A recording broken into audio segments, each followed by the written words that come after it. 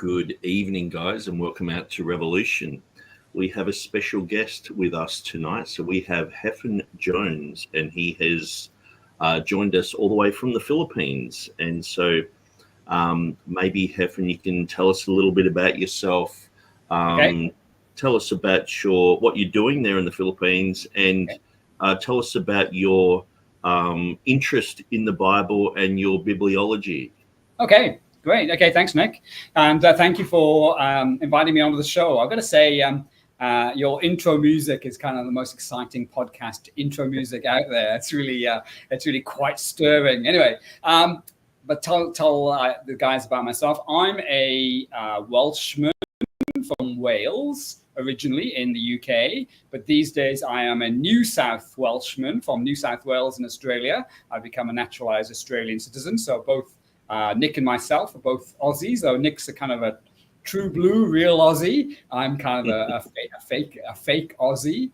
But these days I live in the Philippines. I'm in the Philippines as a missionary. I'm a theological educator. I work at a small Bible college or seminary, training pastors, missionaries, counselors, and so forth, mainly to serve here in the southern Philippines. And I'm mainly involved in teaching New Testament.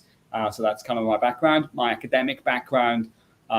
So I've done work, not done a doctorate. In fact, I'm currently doing a doctorate here in the Philippines. I've done research master's work, mainly in theology, Pauline theology, the letter to the Galatians. Become more interested in textual criticism. I'd read stuff about it, kind of done a bit of stuff at seminary years and years ago, but then really got back into it the year before the pandemic. And I think I probably came across you, Nick, the first time, maybe back in 2019 or around about then. And I've become increasingly more and more interested in the subject, even done a little bit of academic work in the area very, very recently, but only in a small way. I'm a believer in the Lord Jesus Christ. I love the scriptures and love helping people teach the scriptures. Now, some of you may know me from Textual, the Textus Receptus Academy, where I sometimes interact there. I would describe myself as someone who holds to the critical text of the New Testament. The standard critical text. And from that point of view, I do hold a very different point of view from Nick in terms of what Greek text we should be using. But on the other hand, I do believe that the Textus Receptus is God's word. I actually believe that Bibles translated from it are still God's word, like the King James Bible, King James Version. And I would hold to the infallibility, the inerrancy, the authority, inspiration, clarity, sufficiency of Scripture that are absolutely vital for the life of the Christian and the life of the church. But yes, like I've said, I would hold to a critical text view. But Nick and I chatted a little bit. I guess one of the areas I have spent a bit of time thinking about and reading about, I would not call myself an expert, so I'm not an expert, but I have read quite a bit, is in the whole area of the origins of the Textus Receptus, just sort of the background to it, so its textual basis and so forth. And some of the work Nick has done, even though we don't always agree on everything, there's a lot of really useful information, a lot of really useful data that Nick has gathered together in his website. That Textus Receptus wiki is just a really useful place to go. And from there, your research might take you somewhere else, but it's an amazing place just to go to start with. So hope that's enough of an introduction for me. I'm married, one daughter, and enjoying life in the Philippines, trying to educate pastors, train up pastors for the future.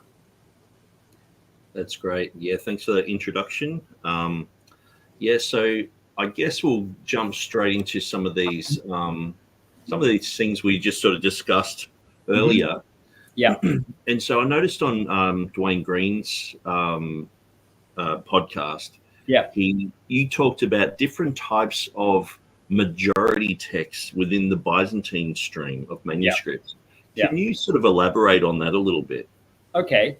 So I don't remember exactly what prompted me to raise that whole issue, but The reality is that we can talk about the majority text often in a somewhat simplistic kind of way. And I was just pointing out there are different majorities at different times. Now, other people have said that, and they often try to make another controversial point. But the point I was really making is that even within the Byzantine text, there are slightly different versions of the Byzantine text that occur at different points in history. And so you find that, so for instance, the most famous printed edition of the Byzantine text that we have these days is Morris Robinson, the Robinson-Pierpont text. And basically what they've done, I'm oversimplifying slightly maybe, they've gone to an edition of the New Testament by a guy called von Soden that was published about 100 years ago. And they've looked for the Byzantine manuscripts that he kind of had collated and put the evidence in his apparatus. And they've taken those manuscripts and they said, well, that's the majority. And there's a group that von Soden called the KX group. Now, I'm not quite sure why he called it X. He called it K because that's the koine, the Greek word for common. And so it was the KX, the common X group, as von Soden called them. That's the bulk, the largest single group of Byzantine manuscripts. But the interesting thing is that it's the most popular only really in between around about the 10th century through to about the 13th century. And then in the 14th and 15th century, another version of the Byzantine text actually springs up and becomes really popular very, very quickly. And that's the what some of you may know as the Family 35 text. So if some of you may know Wilbur Pickering's work, he likes Family 35. Well, Family 35 really explodes in popularity. And the number of manuscripts that are kind of Family 35 come to dominate the scene, especially in Gospels manuscripts during the 13th and 14th century. So what the Robinson-Pierpont text is like the majority text of the 10th to the 13th, start of the 14th century. And then in the 14th and 15th, and then even into the 16th, it's the Family 35 text that's the majority text.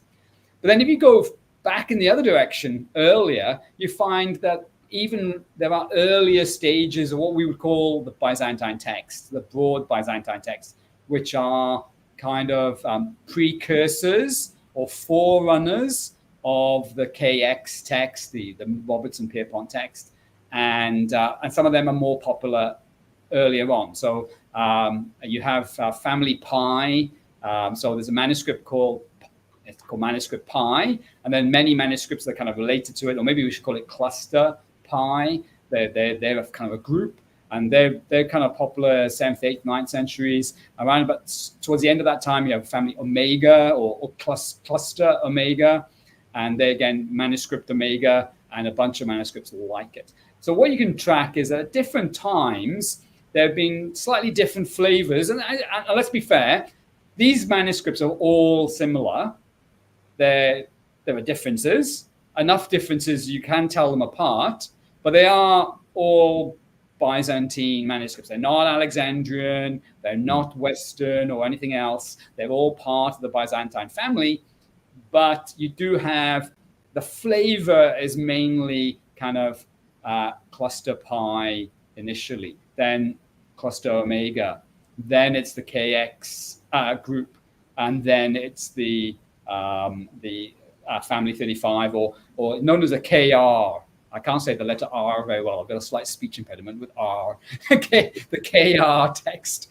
That's the last family. So all I was pointing out there are different flavors of the Byzantine text that happen, especially in between, say, the 7th, 8th century and the 16th, by the time printing arrives, and you have the Textus Receptus, obviously then taking over as a printed edition and being reproduced massively from that point onwards. So how different is the Textus Receptus from the Byzantine text? I know some people say that it's sort of like a little bit of a dogleg of the Byzantine. Yeah. So the numbers are interesting.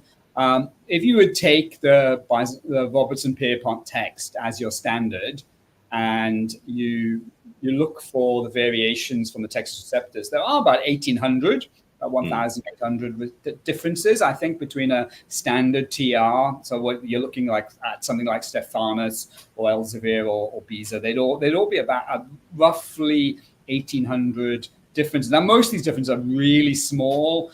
Most of them are slight spelling variation, relatively small spelling variations and other things. They're not like huge differences. So let's not blow them out of proportion. Clearly, the TR does represent the broad TR tradition represents the Byzantine tradition pretty well, but there are differences. I can't give you the numbers for each one of these groups, but I think the family 35, there'd be similar, well over 1,000 differences between family 35 and your standard Textus Receptus. But again, as I'm saying, most of these differences are going to be single words or transpositions, where you have Christ Jesus instead of Jesus Christ.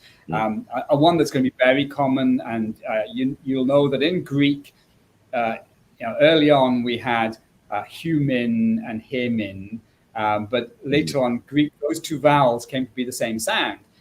It's himin, so you got himin for both words. Now, so when people wrote that word down, they'd often swap them around. One is we, and the other one is you, plural, and so you have these you plural, we plural kind of switches, and there'd be quite a lot of them in the text of the New Testament, between the KX family, the KR family, that's family 35, and then the Textus Receptus.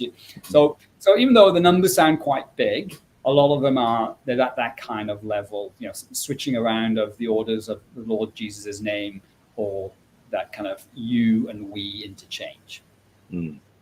Interesting. And so this is sort of my understanding of how the majority text movement became to be what it is today. So you correct me if I'm wrong or add a little bit here and there, but we'll see. I wouldn't say necessarily an expert on the history of it, but we'll compare notes. Yeah. And so my understanding is that Dean Burgon, in his attempt to sort of come against Westcott and Hort, he defended not the TR but the traditional text, which then later on J. Green, Pierpont, Robinson, Hodges and Farstead, they seem to gravitate towards Burgon's conclusions, and now we have this thing called the majority text. Would you see that as sort of true, like Burgon being the father of the majority text movement? Yeah. I have read Burgon, not all of his work, but I've read a fair amount of his work, and there certainly are places where it's very clear that what he likes the Textus Receptus. He's not hostile to the Textus Receptus, and for him, the Textus Receptus is clearly, if he had to choose between Westcott and Hort and the Textus Receptus, it's a total no contest. There's no contest whatsoever. He'd take the Textus Receptus. But his argument is that the Textus Receptus is a version of, an addition of the ecclesiastical text, the main text, which the Greek Orthodox Church, or the Eastern Church had during the medieval period.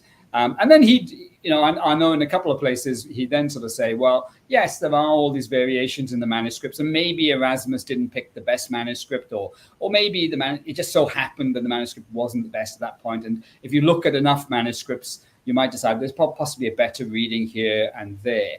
And he began working on it. And I understand, I think Edward Miller, who then picked up his work and posthumously published some of Burgon's work. He did a bit more work on it, and I think certainly they were heading towards what we would now recognize as being the majority text kind of position. I've heard Maurice Robinson, or Maurice Robinson. Sorry. Apologies to anybody whose names gets butchered tonight. Okay, try not to butcher anybody's names. But I hear it saying Maurice Robinson. Or, I don't know. I'm British. I want to call him Morris Robinson. But anyway, I think he says that he'd see a great deal of agreement between his position and Bergen and Miller's position. I think he'd self-consciously see himself as being in line with them, trying to look for the text that was held by the church throughout its history, but also for him, Morris Robertson at least, he does think it goes back to the autographs, that it's most likely that God would have preserved his word amongst the majority of the copies, and that's how you work out what the autographs are going to be saying. That's my understanding. So yeah, I think I'm agreeing roughly with what you're saying there. Yeah. And so what are your thoughts on Burgon, Hoskier, Miller, these guys? Obviously, to read almost all of Burgon's books, you have to be interested, or there's it's not just something that you think, oh, I'll just read a few of Burgon's books on the side. And well, maybe so. Let's go back into testimony time now. Why did I get into textual criticism in 2019? So just a little bit of background about myself. So I came from a Reformed Baptist church background. I grew up in that kind of background. I was converted through a youth ministry that was connected with that church. My parents were part of that church for many years. And so the 1689 London Confession of Faith is quite something I know very, very well. Now, myself these days, I probably call myself a conservative evangelical. I was never 100% comfortable with that confessional Reformed Baptist view, but I've got a huge amount of respect for it. To the extent I'd almost say, like, if I don't have an opinion on the matter, my default might be to go to the London Confession or to the Westminster Confession. Now, sometimes on some issues, I know I don't quite agree with exactly what they say on some things. And I'm not exactly sure how it happened, but at some point in 2019, I came across the confessional bibliology guys. And so there's the confessional bibliology website. What's his name? Taylor De Soto was writing quite actively at the time. Yeah, I came across Jeff Riddle and some of those guys. So I was just curious in their work. And because I do have this respect for the 1689 confession, and that's something that I've actually studied in a fair amount of depth, I was interested to see that their use of Bergen and their use of Hoskier and so forth. And so I started getting into the whole textual discussion because of that. Now, let's not overestimate how much I've read.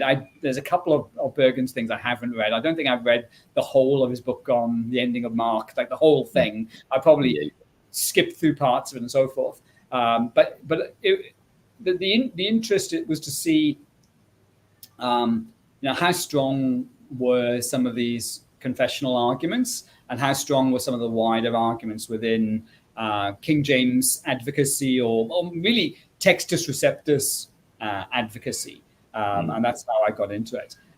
So in terms of Burgon, I think Berg is an interesting character. I was reading his biographer recently, part of his biography. I can't remember the way he put it, but Bergen couldn't avoid an argument if he saw one, and he said he has a way with words, and he's pretty good. He's pretty creative in how he dishes it out. So he's kind of interesting to read. Hoskier, I got into him because he started putting numbers and data into this whole thing. So he's got that great comparison of the different editions of the Textus Receptus. And he also took up the work of Scrivener in comparing the Complutensian Polyglot with the later Stephanus and Beza editions and so on. So looking at the exact numbers. And Hoskier himself was just he had a crazy mind. He had an amazing capability to collate and compare manuscripts. And so I got into looking into some of his work. And even though his conclusions would probably not be agreed by many people today in, say, the critical camp, there's still, even the recent Editio Critica Major, the ECM of Revelation, it talks about Hoskier and talks about how good his work is, and how a lot of the things that he'd spotted are true and are there in the text. Now, their analysis or their kind of interpretation of that data might end up being different. But in terms of the data itself, they like his work. So I think there's a lot of strong work, especially from Hoskier. Miller, to be honest, I feel Miller's a little bit of a kind of, he's doesn't quite get to the heights of Burgon for me. Burgon, I think his work on the Fathers, he famously put together this huge manuscript, which then got put in the British Library or the British Museum. Well, they were the same thing back then, but they've separated since. He put this huge catalogue of quotations of the New Testament that are found in the early church fathers. I think the number was like 15,000 of them. It was 86,000. Yeah. Huge number of them in that work.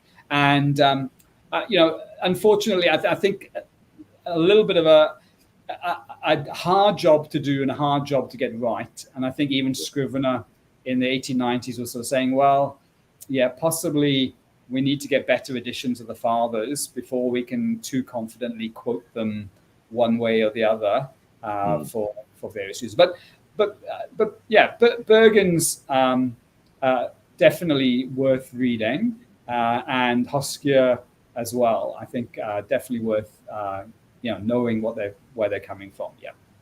Okay. No, that's good. That's good.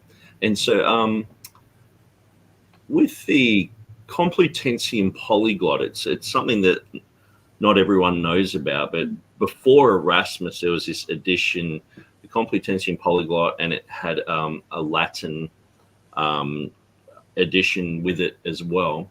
And so, you've done a little bit of work on this. Yeah.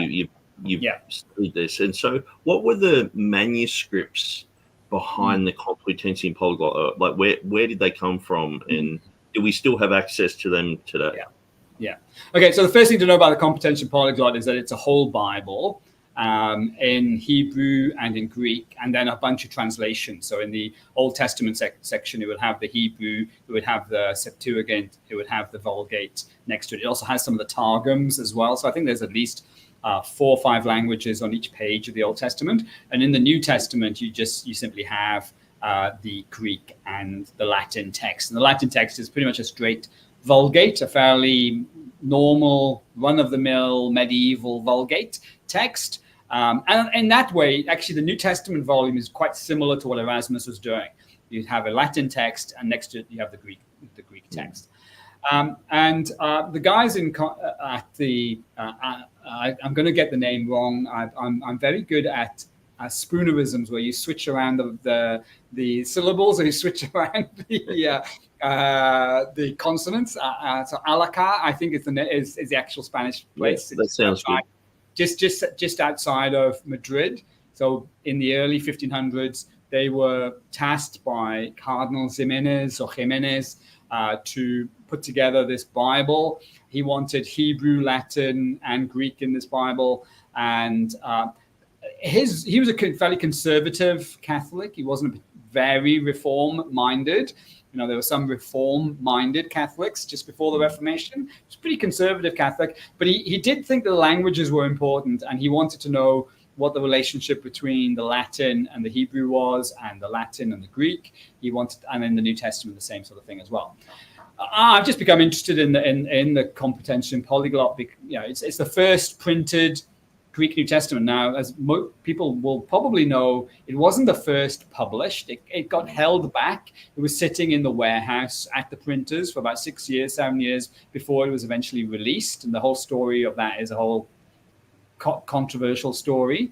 But it got held back. It was actually finished by 1514. They finished the work, which is a whole 2 years before Erasmus published his work. In fact, Erasmus didn't even started the printing process only in 1515, and it was only finished by March of 1516. So they'd already finished the New Testament.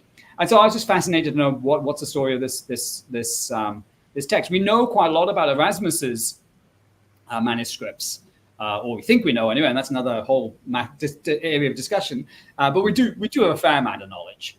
But we know virtually nothing about the Complutensian manuscripts.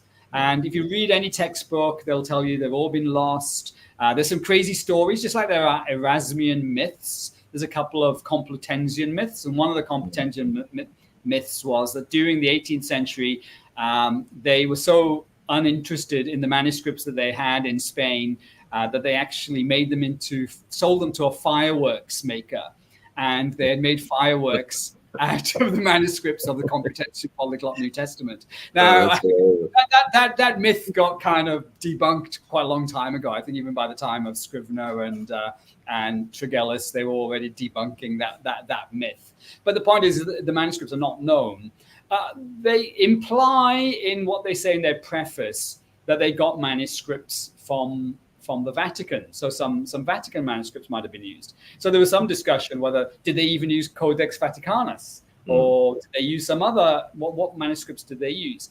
And the conclusion that people have come over the years, and quite a few people have done work on this, is that there's no evidence that they actually used any Vatican manuscripts at all in the New Testament.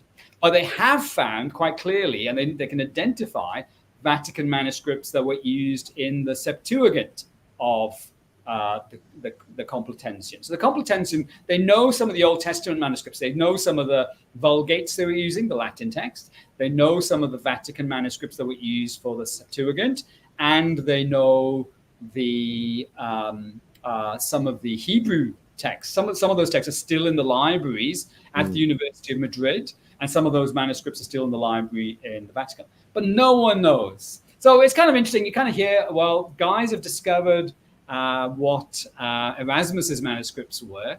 Why can't we find the ones for the Complutensian Polyglot? And I did a little bit of scratching my head about this and thinking about this, and then discovered some other people had done some work as well. So it's usually overstated that we don't know anything at all.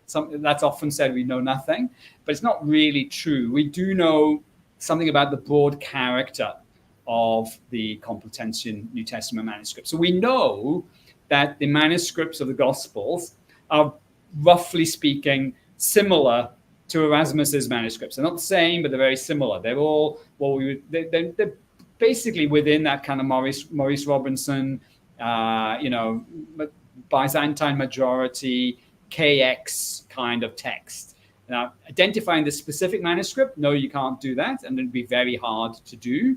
But you can tell just by comparing the text of the Complutensian with the text of all the manuscripts that we have. You can see it's a broadly standard Byzantine Gospels. The Greeks tended to they tended to group their manuscripts when they published them, in books. Sometimes almost like a whole New Testament, or sometimes they do a whole New Testament without the Book of Revelation. And sometimes they did the 4 Gospels, and then sometimes they did Acts with all the Pauline and Catholic or general epistles, whatever we want to call them. So the Gospels are kind of like Maurice Robinson's kind of text. The Acts through Paul, through Jude, they are a little bit different, and they're a little bit peculiar. And there's lots of special readings in Acts especially, and also in Jude and a few other places, which are different to the Byzantine majority, and they're different to Erasmus. So they've got a slightly different text. It's kind of broadly Byzantine, but it's not the same. There's enough distinctive readings that you can say, oh, there's something going on here. And von Soden, so we talked about him briefly before, German guy about 100 years ago, he identified a small group of manuscripts which he thought were probably connected with the Complutensian Acts through Jude. And also Delitzsch, who we're going to talk at some point this evening, who helped identify GA 2814, which is the manuscript allegedly behind Erasmus's Revelation text. He kind of thought that GA 234, which is a manuscript in Copenhagen, sometimes called Codex Havensis, he thought that was the codex that they used to do the text of Acts through Jude. Now, further investigation suggests that's not quite right, but he's close. We may not know the actual manuscript, but it is a manuscript very similar to Codex GA 234. And that codex is actually a member of a small kind of family. It's hard to know the exact numbers, maybe 20 or so manuscripts, which are all very similar to each other. I've studied them a little bit in Jude and in Philemon, and a little bit across the other parts of Acts to Jude. And yeah, it's pretty clear that they're following this family. And then in Revelation, Hoskia, in his big book on Revelation, he discovered that there was a whole bunch of Revelation manuscripts, about 15% of all Revelation manuscripts. That's over 30 manuscripts or so, no more than that, 40 manuscripts, 45 manuscripts, actually all very similar to the Complutensian Polyglot Revelation. And in fact, more recently, in the last few years, there's a German guy called Marcus Lemke. Marcus Lemke has proposed that actually we can find the actual manuscript. He thinks he's found the actual manuscript. Not everyone agrees with him. I think it's Codex 432, and he thinks that's the codex behind the Complutensian Polyglot Revelation. But what's interesting about this, and this is the point that comes out of this, Nick, is that the Complutensian Revelation is so similar to these the so-called Complutensian group of manuscripts that we can tell the kind of editorial method that the Complutensian guys used, on which was basically they picked up a manuscript and printed it and didn't do a lot of editing to that manuscript. What they print is almost a diplomatic, some people call a diplomatic edition. They're pretty much representing a manuscript that they have. And the little bit of work I've done and some other people have done on Acts to Jude suggests they're doing the same thing in Acts to Jude as well. They're picking up a manuscript and pretty much producing that manuscript. The areas of controversy, there'll be a couple of texts. You'll remember them better than I do, but obviously 1 John 5:7, the comma, did they find that in their manuscript, or what happened there? There's a couple of other texts in 1 John, and then in the Gospels where it's all a little bit more of a mystery. I am going to forget the exact way. The her cleansing, the their cleansing. Remind me of that. Luke 3, I think it is. Yeah. So the Luke 2, I think. So the Complutensian has one reading, and the Erasmian text has another reading there, and people are interested, where does that come from? Now. So that's the lot. Sorry, probably a little bit too long, but we don't know the exact manuscripts, but we can tell the general character of the manuscripts, and because we can tell the general character of the manuscripts, we can kind of tell the general kind of method they were using, and it looks like, on the whole, most of the time, they're just reproducing the text of one manuscript and just printing that manuscript out for us. There may be a couple of places where they look at the Vulgate and they go, yeah, we'd like to kind of be a little bit closer to the Vulgate. So there may be a couple of places where they do that, but they did not do that systematically, and they didn't do that like in a very thorough way. There's lots of places where the Vulgate and the Greek don't match up in the Complutensian, and they didn't try to make them match up. Yeah. Right. Okay. No, that's really good.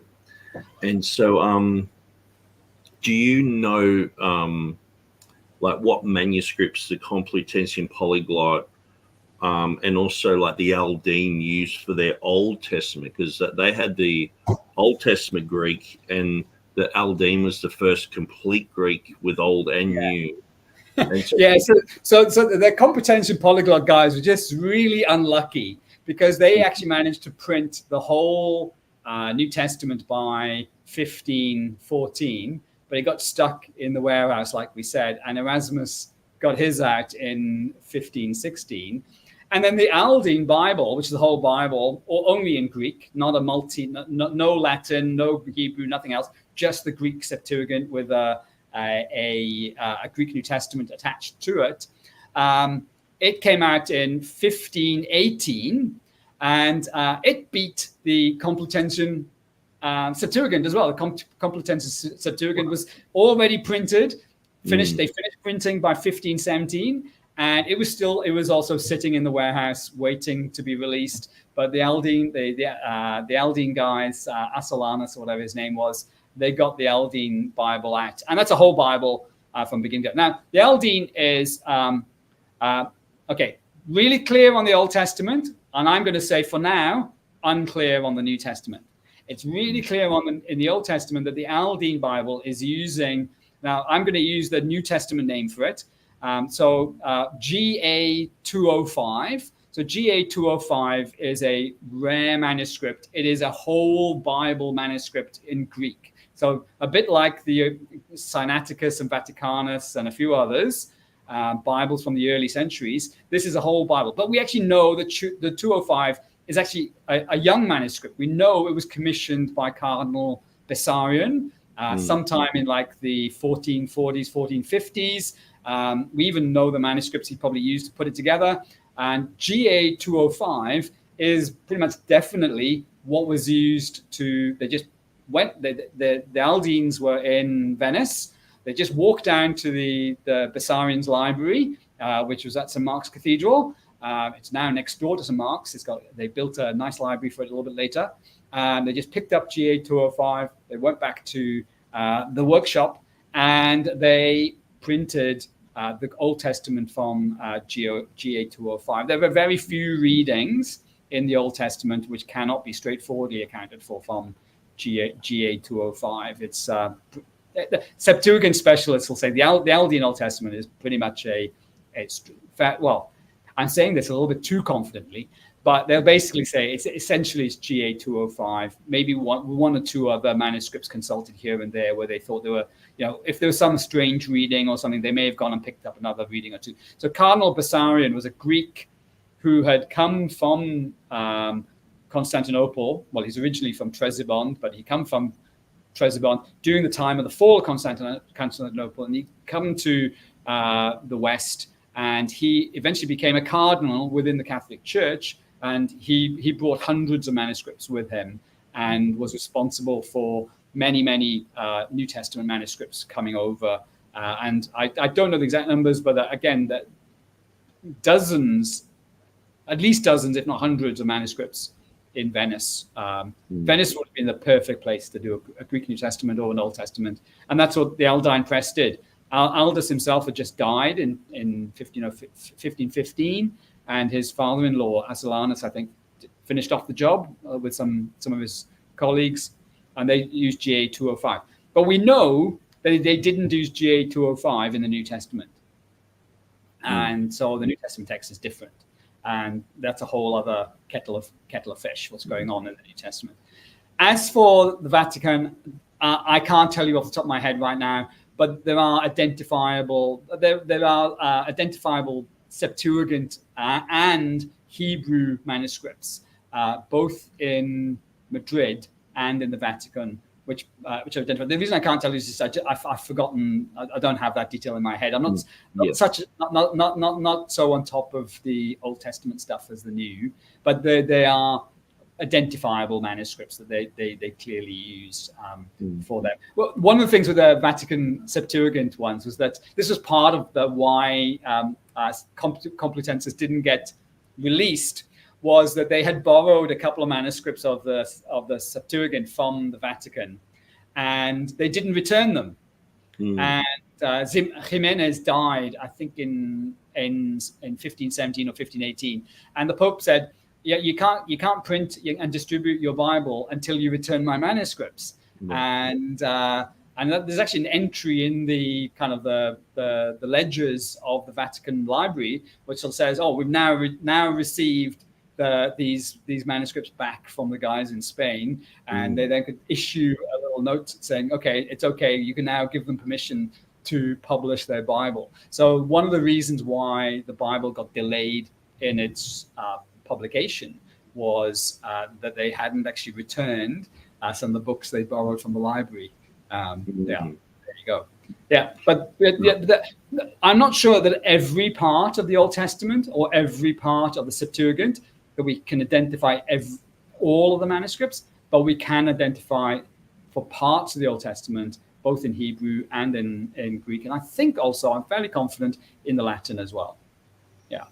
That's very good information. And so with these two, like the Aldine and the Complutensian, was there an influence from Vaticanus in the Septuagint? Okay, absolutely zero. So this one's quite well studied. So Septuagint specialists, and I'm not a Septuagint specialist at all. So I'm just dependent on what other people have written, and there is a big edition of the Septuagint, a bit like we've got the ECM, the Editio Critica Major of the New Testament coming out. You over much longer time scale, going back to the 20s or 30s, you have what's called the Göttingen Septuagint, which is like a multi-volume Septuagint that's been coming out. And the guys who work on that, they're actually quite interested in identifying which printed editions of the Septuagint are kind of similar to the manuscripts, because there are these three major Septuagints that were published in the 16th century. So the first one was, first to be printed was Complutensis, or the Complutensian, and then you had the Aldine, both of them being published in the 1510s, or printed in the 1510s. And then you had an edition of the Septuagint published by the Roman Catholic authorities in Rome itself, called the 16 edition of the Septuagint, and that was published in 1587, something like that. But certainly the 1580s, I think it's 1587, just before they did the 16 and Clementine Vulgates, which caused a lot of controversy.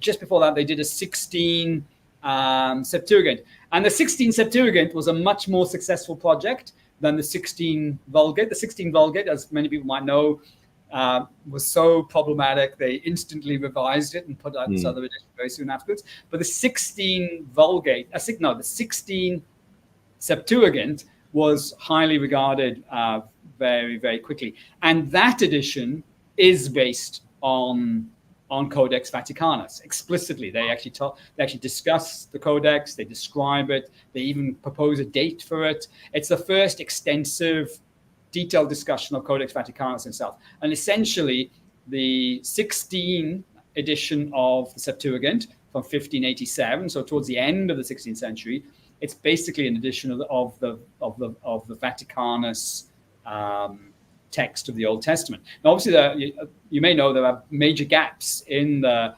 Vaticanus. So what they did there is they'd look for a couple of other manuscripts that were available to them in the Vatican Library, and they supplemented Vaticanus with those manuscripts. And I think they may have looked at the Aldine edition as well. They would have there's some evidence that where there were gaps, they would say, well, the Aldine edition is over here. They picked it up and kind of used the Aldine. So in terms of respect, I think these days, and even going back up to the 17th century, the 16 edition of the Septuagint, based on Vaticanus, is kind of like the number one.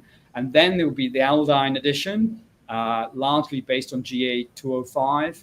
And then Complutensis being kind of the number three choice in terms of Septuagints.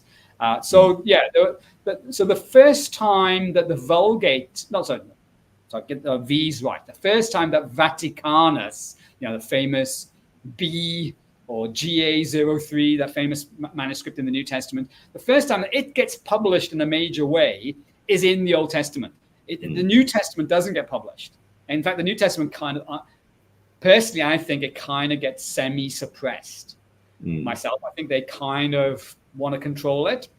But in the Old Testament, no problem, just publish it. So they publish the Old Testament of Vaticanus in 1587, but then the New Testament, well, it doesn't see light for another 200 years before we really get to see the rest of it properly. We get drip fed information about the New Testament of Vaticanus over the next 200 years or so. No, that's really good information. And I remember reading, I think it was John Boyce, one of the King James translators. He did some work on the 1587. I think he did like a commentary or something on it. But is it true that the King James version used Vaticanus in the Apocrypha? Yeah. So yes, it is true. And I actually commented on this. I discovered this for myself, but actually other people had discovered it a long time before I had. It's not really news, but it was news to me about a year ago or less, maybe 6 months ago, a year ago. That actually there's a couple of places where the King James Version in the Apocrypha, so specifically in the Apocrypha, so the King James Version, translated the Apocrypha as well as the Old Testament and the New Testament. King James translators were very clear that the Apocrypha was not scripture. They were all good Anglican clergymen, and they all knew that the Apocrypha was not scripture, but it had been traditional to print the Apocrypha with the rest of with the Old Testament and the New Testament. But in the Apocrypha, many apocryphal books actually don't have a Hebrew original, as we all know. They have Septuagint originals. Some of them only have Latin originals, one or two of them. I get a bit confused as to which ones are only Latin, but most of them have Greek originals. And they did use the 16 edition of Septuagint, and they regard it really, really highly. And there's a couple of places in the margins of the Apocrypha where they'll talk about the Roman manuscript or the Roman edition in a few places. Now, there's at least 4 of them, I think. There's a couple of them in Tobit, towards the end of Tobit, and I forget where the other couple are. Maybe in Esdras, and one of the books of Esdras. Now, a couple of those don't refer to Vaticanus, because at that point, the 16th edition is dependent on another manuscript, not Vaticanus. So at least 2 of the 4 references to the Roman edition, as they put it in the margin, they're not references to Vaticanus, because at that point Vaticanus had a gap even back then. And but in 2 places they are quite clearly referring to the Roman printed edition, and that Roman printed edition at that point is reproducing Vaticanus. And in one place, the text in the margin is the Vaticanus text, or the text in the text is some other text. While in the other place, the text in the text is the Vaticanus reading. Now, obviously, this is the Apocrypha. It's not the Word of God. We actually know from a few things that they say, not just their doctrinal position, because we know that as good Anglicans, they would have signed on the Articles of Religion, and the Articles of Religion are explicit about the Apocrypha not being scripture.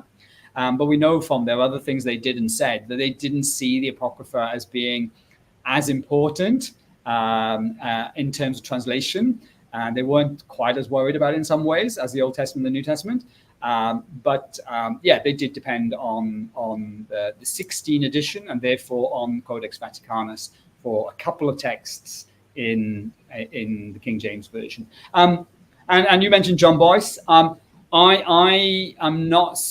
do know who he is, and I've read a couple of things about him, but it's not something I've been able to look into very directly. I did read something on him fairly recently, and they were talking about mainly his work on the Apocrypha. So I think in terms of there's a little bit of discussion going on at the moment about the Septuagint and whether it has any influence on the King James in the Old Testament proper, like in the Hebrew parts.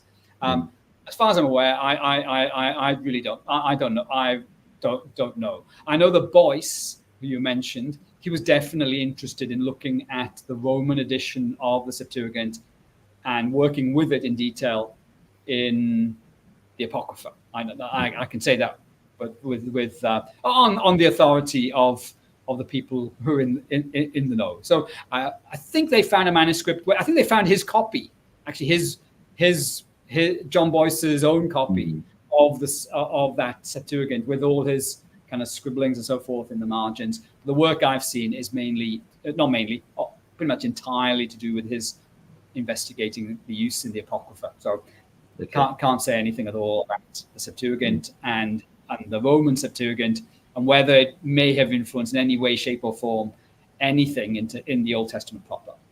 No, that's really good information. That's gold. And so, just getting back to that era of the Complutensian, and how many manuscripts did Erasmus use? I've heard all different numbers over the years. Okay. Well, I've tried to number them, and I bounced this number around with somebody else a couple of years ago. Okay, the first thing to say is Erasmus himself, in the Apologia at the beginning of the 1516 edition, so his first edition, he actually tells us how many manuscripts he's used. In terms, he says that he did a first phase of work in England. Well, he doesn't say in that point it's in England, but we know it's in England. And he was looking especially at 4 manuscripts in England. And then he says he used 5 manuscripts in his second phase, which is the time he's working in Basel, when he's working with Vauban, putting together the Greek New Testament. Now, we actually know that Erasmus is wrong. And then we know that Erasmus has undercounted his Basel manuscripts. We know for a certainty that he used more than 5. So he probably used about at least 8 or so manuscripts, we think, at least just in Basel. So during the 6 months to less than a year that he was intensively working on the New Testament, during that period, he's working quite closely with at least 8 manuscripts at that point. He's already worked with now in detail, at least another 4 manuscripts in England a few years earlier. And then over his lifetime, because Erasmus learned Greek, about over 15 years or almost 20 years before he started printing the New Testament. He'd been working with Greek texts. You and I elsewhere, I think we've chatted briefly about the fact that Erasmus spent time working at the Aldine Press. I think it was in 1507 or 1508, around about that time. He lived in Venice and worked at the Aldine Press, trying to get one of his books through the press. And at that time, the Aldine Press was full of Italians who were really good at Greek and a bunch of Greeks. And they would spend all their time talking in Greek with one another. And he actually sharpened up his Greek quite a lot during his stay in Venice. And undoubtedly, he would have seen Greek New Testaments and that kind of stuff during that period. So the total number of Greek manuscripts that Erasmus had seen in his lifetime, I hazard a guess. We cannot know. He presumably saw quite a few, but we know for sure that he used at least 4 in detail in between 1512 and 1514 while he was living in England, based mainly in Cambridge. And we think we know which one of them is. So Codex GA 69, which is quite a famous manuscript. We're not 100% sure it was 69 itself, or maybe 69's daddy. The 69 is a relatively new manuscript, and it may have been, and it was copied in England. So the copy that it was made from, as it were, might have been around in Cambridge when Erasmus was there. We're pretty sure that he either saw 69 or 69's exemplar, to use the proper terminology. And he said he saw 4 in total, so there's at least another 3. And since he undercounted when he was talking about his time in Basel, I wouldn't be surprised he may have undercounted even in England. He didn't quite remember exactly how many he'd used. And then in Basel, we know that he used about 8 manuscripts in his New Testament. So I'd say in terms of intensively working on the text, he had at least a dozen manuscripts he was working with. At least a dozen, but he had seen, I'm confident he had seen quite a significant number more than that. The question then is, though, how much can you remember? How would you record your data? And all that kind of stuff. So you may have I know you have. You've come across a Dutch guy called, again, I'm going to murder the Dutch pronunciation, Henk de Jong or something like that. De Jonge, or however you meant to pronounce his name. And, De Jonge suggests that Erasmus probably carried around a Vulgate. He would have had a Vulgate, a printed copy of the Vulgate, and he would be writing in his Vulgate all the ideas he has about how I can improve this Vulgate. So he'd be Latin readings, or if he read another Vulgate, which he thought, the reading in that Vulgate is better than the one in this printed edition, he corrected. And then if you read a Greek manuscript and he thought that Greek manuscript, that Greek's really helpful, he'd write the Greek into his Vulgate. So the Jonge's idea is that actually he had a Vulgate which he would have collated all the information he had. But probably the first time he started systematically doing this in a very kind of thorough way, in a very deliberate way, would have been in his Cambridge stay in about 1512 to 1514, He uses 4 manuscripts at that point. And he uses another 8 at Basel. Well, and then the other thing to say, he would have had indirect knowledge of some other manuscripts. So he republished Valla, so Valla's notations on the New Testament, and Valla used at least 5 or 6 manuscripts, something like that. And so he's got indirect knowledge of them. And like I think you've mentioned in a couple of places, friends wrote in their letters, "Oh, I've got this Greek manuscript, and here's the reading of this and that and so forth." So he would have had knowledge of a number. But in terms of detailed study, I think he definitely had a good look at 12 manuscripts in detail, carefully, where he's systematically working through them for the first edition. By the second edition, he's read another manuscript, Gregory Allen's number 3. So that's one more, and that's you can see the impact of Gregory Allen 3 on his second edition. Then he'd also seen the Aldine edition, so the Aldine printing of the New Testament, and they clearly have access to some manuscripts. Now there's a debate to be had about the Aldine New Testament, but they clearly seen some manuscripts that he hadn't. Whatever your interpretation of the data is, they'd seen some manuscripts he hadn't, and he picks up some readings from the Aldine by his second or third edition, and then he gets Bombas, or however you want to say his name, to check the Vatican Library for a few readings, and that's when Codex Vaticanus gets cited in his referencing and in his letters as influencing his thinking about 1 John 5:7. So he knew a little bit about the Vaticanus at that stage. Exactly how much he knew that's a debated question.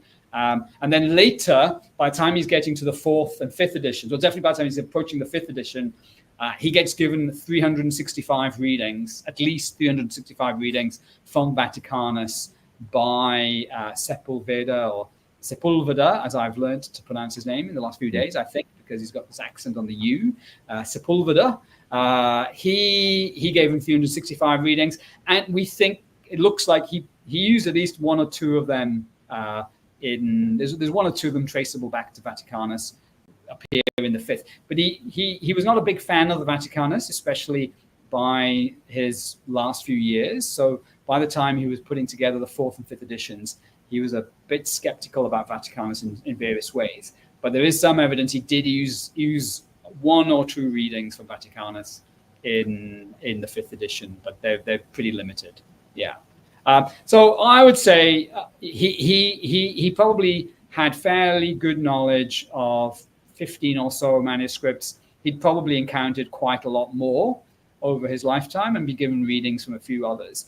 But at least 15 manuscripts played an important part, and a lot of detail went into his New Testaments. The 5 editions he printed over from 1516 to 1535. Now that kind of almost 18-year period or so. Yeah. Wow, really good information. And so, do you think Erasmus had access to Bessarion's manuscript?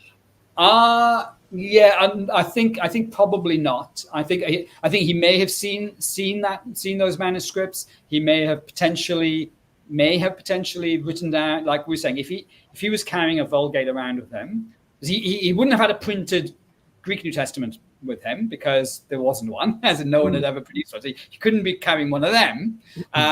He doesn't seem to have had his own Greek New Testament manuscript. Actually, a single volume Greek New Testament was a very rare thing in the period anyway, and he never. There's all kinds of things he says. It would make no sense what he says if he'd had his own copy of the Greek New Testament to carry around. So probably what he did was carrying a Vulgate around. It was quite easy to get a copy of the Vulgate printed, a printed copy of the Vulgate. He probably had a printed copy of the Vulgate, and he could have noted readings in it. And he could have been doing that. He was already thinking about writing notes on the New Testament before he went to Venice. So he went to Venice, I think it's 1507 or 1508, something like that, one of those 2 years. Yeah. In 1505, he had republished himself Valla's adnotations. So the Valla's kind of notes on the New Testament, Erasmus had found them, and he had republished them himself. He'd printed them himself. And at that point, he was beginning to think, I can do something like this. I can probably improve and build on what Valour has done. So in 1505, he's already thinking in those terms. And I think that's without any question. Now, what else he might have been thinking about, that might be debated. But in 1505 onwards, he's already thinking about, I can probably do what Valour did and improve on what Valour did. So that means when he's in Venice working with Aldus at the Aldine, myself, I'm pretty sure there'll be a couple of copies of the New Testament or bits of the New Testament just floating around the print shop. There were enough Greeks there, and there was enough books there that the likelihood that there wasn't a Greek New Testament or two or parts of the New Testament pretty low. I'm pretty sure there were copies floating around. But even so, Venice is not a huge city. 10 minutes walk or whatever it was, probably 15 minutes walk, maybe a gondola ride. I don't know if they had gondolas in 1500s, a short boat ride on one of the canals, and he'd be at St. Mark's and he'd be able to get into the library of Bessarion. And I wouldn't be surprised if he had. And so, yeah, I think you cannot exclude the possibility that, he's got his Vulgate, goes down the library, sees a few interesting Bessarion manuscripts. He knows they're there. They're very famous. The fact that they're there is not like a secret or anything. Really, the places to go for manuscripts of the Greek New Testament was going to be Venice, it was going to be Rome, it was going to be Paris, and then a couple of other places. And Basel was one of those places. He went to Basel quite deliberately because he knew there'd be a good supply of Greek New Testament material there. But Venice would have been the best place. So yeah, I have to say, we don't know. It's speculation, but it's not unreasonable to think, he's object in his head of improving on Valor's annotations. Here he is in Venice. Here's this famous collection of New Testaments and parts of the New Testament and Septuagint. Why not? Pop in. Now, I doubt that he went in there and spent a huge amount of time doing lots of detailed collating. I don't think he had time to do that. He was pretty busy with what they were doing with Aldus in the print shop. But some readings, gaining familiarity with Greek manuscripts, wouldn't surprise me at all. But we don't have any evidence in his letters or anything like that. But the fact there's no evidence doesn't tell us it didn't happen. I just think knowing Erasmus, knowing how well that collection was known, and the fact that he spent a good 6 months or more, I can't remember exactly. He spent quite a while. He spent quite a few months working with Aldus, and he was busy working on his Greek. It wouldn't surprise me at all. And then he popped in and had a look at those manuscripts. Oh, Aldus might even have managed to extract a couple of them from the library for the use of his print shop. I don't know enough detail about how Aldus did stuff, but I wouldn't be surprised if something like that could have happened. So yeah, I think some of Bessarion's manuscripts, some readings, yes, possibly could have got into his notes by then. It's not impossible. No, that's interesting. And so what about did Erasmus visit the Vatican Library, and did he ever see Vaticanus? Like I know you had a little bit of a debate with Jan Kranz about this, and I would say we can't be definite that he didn't. I've heard one or two people say he definitely didn't, and I've read his letters as much as I'm in the Philippines. I don't have access to the biggest library in the world. Some things are available on the internet, and some people are really good at digging up lots of things on the internet. I found a few things. I have read some of his published correspondence from the period, and I would say he said he spent enough time in Rome. He was in Rome for a good 3 or 4 months. And he spent quite a bit of time in Rome. He was near Rome as well, in Bologna. Was it Bologna, Padua? And he traveled back and forth a couple of times. Most of those trips were flying visits, though, so I'm not sure they had much time. We do know he met the then Vatican librarian. So Bombas was the later Vatican librarian when Erasmus wrote to him and asked him, can you look into manuscripts for me, look for anything really old or authoritative in the library, find out what's there. Bombas was late to the librarian, but the librarian in the 1508, 1509, something like that, 1508, I think it was, he met him. We know that Erasmus met the Vatican librarian. That's not in context. Did he go into the Vatican Library and get shown everything that was in the Vatican Library? Did he see Vaticanus? I'm not 100% sure, but yes, it's possible. We know he was interested in libraries, and he did see some other people's libraries, and he does tell us about some of the other libraries he sees. So that's why the uncertainty is there. The uncertainty lies because you'd sort of feel like because he tells us he's seen the other libraries, you'd have thought he probably mentioned that he'd seen the Vatican Library, but it's very difficult. When you have an absence of evidence, it doesn't mean that it didn't happen. It just means you don't have direct evidence of it happening. I think let me play Jan Kranz for a moment, okay? And let me try and what I think his response would partly be is that when Erasmus has these discussions with Bombast, and especially the later conversation with Sepulveda, who is in Rome. Sepulveda writes to him and says, "Look, there's this manuscript. It's really old. It's written in big capital writing. It's unsealed writing or majuscule writing. It's ancient and so forth. And I've checked through it, and there are 365 readings. Blah blah blah." And then these letters going back and forth between the two of them. Erasmus never kind of gives us away. Never says anything like, "Oh yeah, I know exactly the one you're talking about, and I've had a good look at it." He doesn't talk in those terms. Neither does he say, "Oh wow, this is all news to me. I've never heard of this man." So it's vague enough that you just say, well, if he'd actually seen it previously, that maybe he'd respond a little bit differently in a couple of places. When I say differently, I'm not saying that would necessarily be a positive response. But he'd respond by saying, "Oh yeah, I know exactly the manuscript you're talking about. I've seen that." Blah. He doesn't respond in that kind of way. Again, though, the evidence is pretty. You're interpreting the blank lines, that you're reading between the lines a little bit to be able to really say yes he did or no he didn't. He never really quite sort of spells out whether he did or didn't. So my view is that I think it's not impossible that he may have seen Vaticanus. It's a little bit odd that if he had seen it, that wouldn't have featured in his conversation with Sepulveda. So that's that. So if I'm, but the one thing I say, he certainly had enough time, and we know he had the interest in both Greek New Testaments and in Roman libraries, and he's in Rome. So, you'd think, yeah, maybe he did.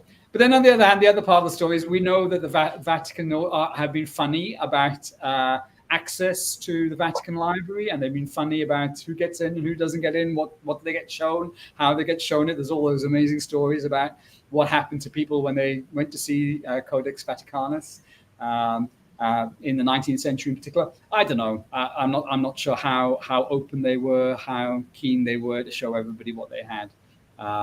You'd have thought they would have been happy to show Erasmus in the 1580s, 1590s. He was kind of fairly famous and not yet controversial. He wasn't was it Erasmus laid the egg and Luther hatched it? That was the film someone made. That was still some years down the line. You were not, so there wasn't this kind of conflict between Erasmus and the Catholic authorities. He was definitely in the good books at that point, well known and in the good books with people. So I think. Yeah, maybe he would have been, but it's a little bit surprising. He's a little bit slow to say. Yeah, if he'd seen it, I I would have guessed there'd be a little bit more positive mention of the fact that he's seen it. But we're reading between the lines a little bit there. So yeah.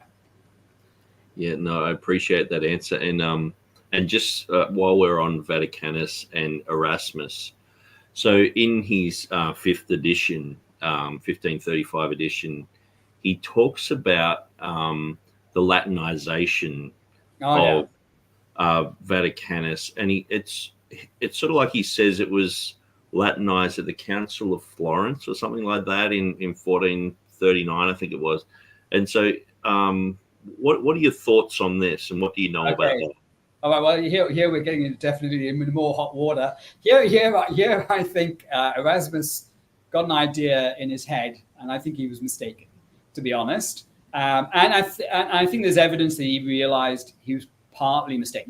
Now this is not. So let's explain the theory. So the theory was, and it appears fairly early in his writing. I think it may even appear like in the first couple of editions, before he even starts talking about Vaticanus. He just talks about other manuscripts.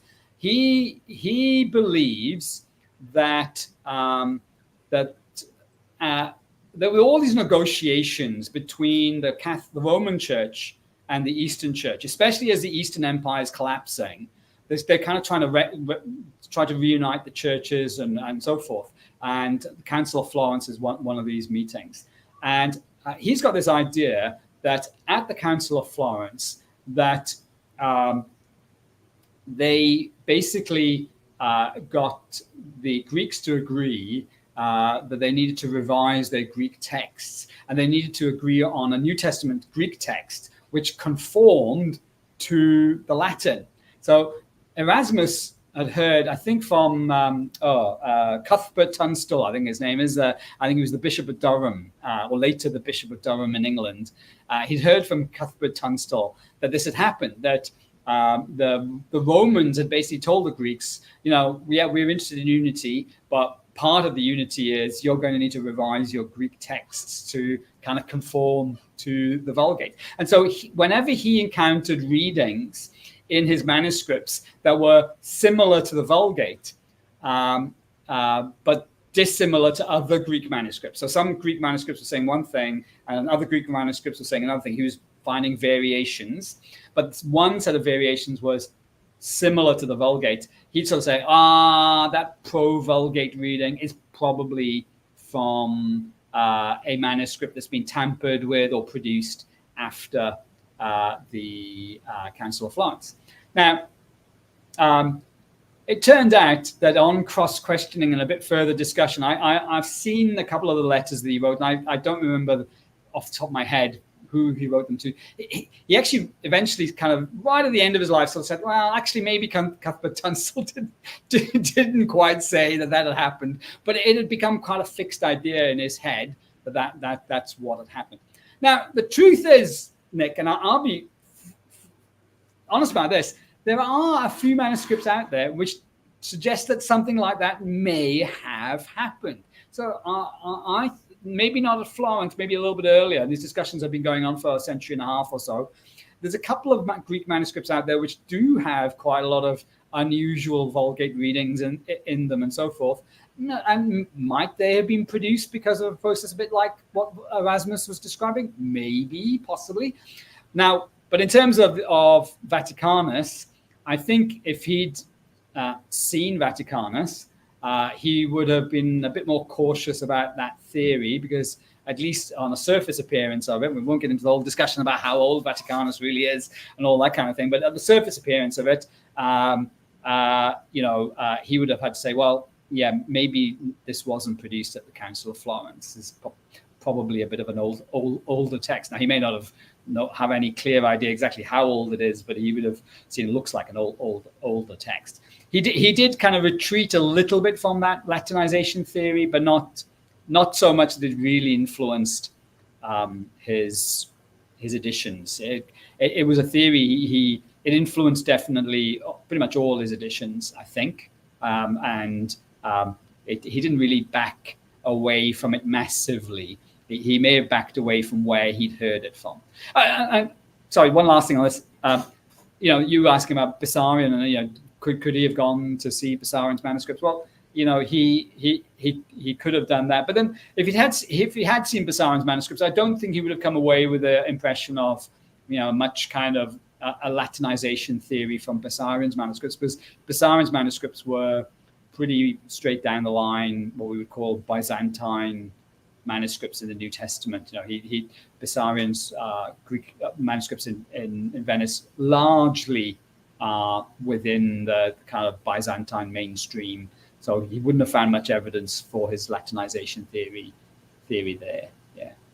Yeah, it's interesting because I guess a lot of people will say that the Comia Hanium entered into the Greek only through the Latin, and so that would be an interesting type of parallel there. We'll better stay away from the CJ for this evening. If you want me to talk about the CJ some other time, maybe we could, but that might sidetrack us for quite a while. But So that's a whole big issue of its own. One of the earliest texts which has the Comma Johannem in it, in the main Greek text, not in the margin or anything like that, but actually in the Greek text, is a diglot, a bilingual Latin-Greek manuscript. That's interesting. So was it Codex? Was it 629? 629, I think. GA 629. I think it is. Yeah. Anyway, but that's maybe another big issue for another time, another place. Another I'll close that can of worms. Oh, not at all. So just while we're on Vaticanus, so what about the amulets or the distigmi? I'm going to call them distigmi because I don't know how to pronounce that German word. I'd say umlaut in English, but I've been told by Germans that's not the right way to pronounce that word. So okay. I've got a couple of German friends over there, and if they get to watch this, they say, "Jones, what are you doing? Mispronouncing German." My German pronunciation is horrible, but distigmi, I think, is probably a good word for them. So these double dots. So basically, we have in the Vaticanus, I forget the exact number, there's about 800, almost 900 of them, I think, spread throughout the New Testament of Vaticanus.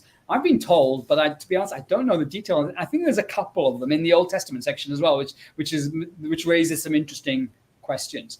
So the big debate is how old are these distigmi? More than one person has pointed out that these distigmi, these double dots in the margin of Vaticanus, often occur at places where there is a textual issue, where there's a well-known textual variant. In fact, at John 5:7, at the Comma Johannem, you don't have a distigmi, you have a tristigmi. There's a 3 dots at that point. Like the person, whoever put the dots in, is like really going for it and really making it clear there's something going on here. Now, a guy called Philip Payne, who's a New Testament scholar, I think he used to, he's served in a few different places over the years.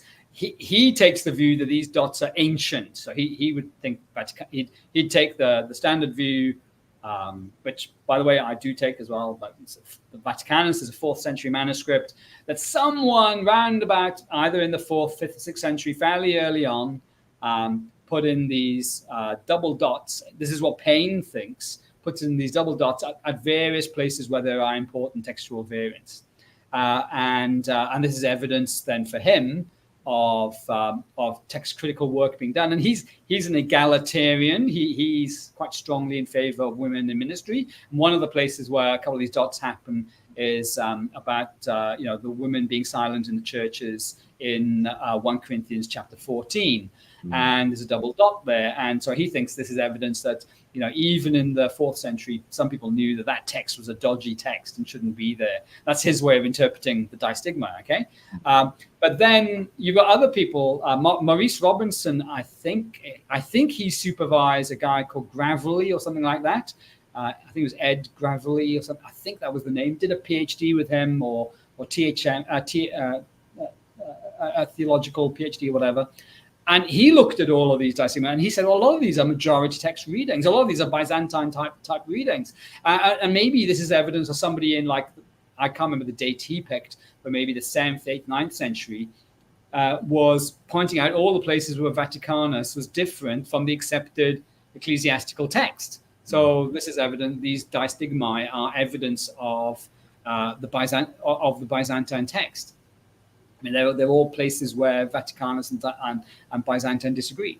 And then there's a third view, and the third view a number of people take, quite a few people, is that these dots are the work of Sepulveda, the guy who's having the conversation with Erasmus. And that Sepulveda has got a copy of Erasmus's 4th edition.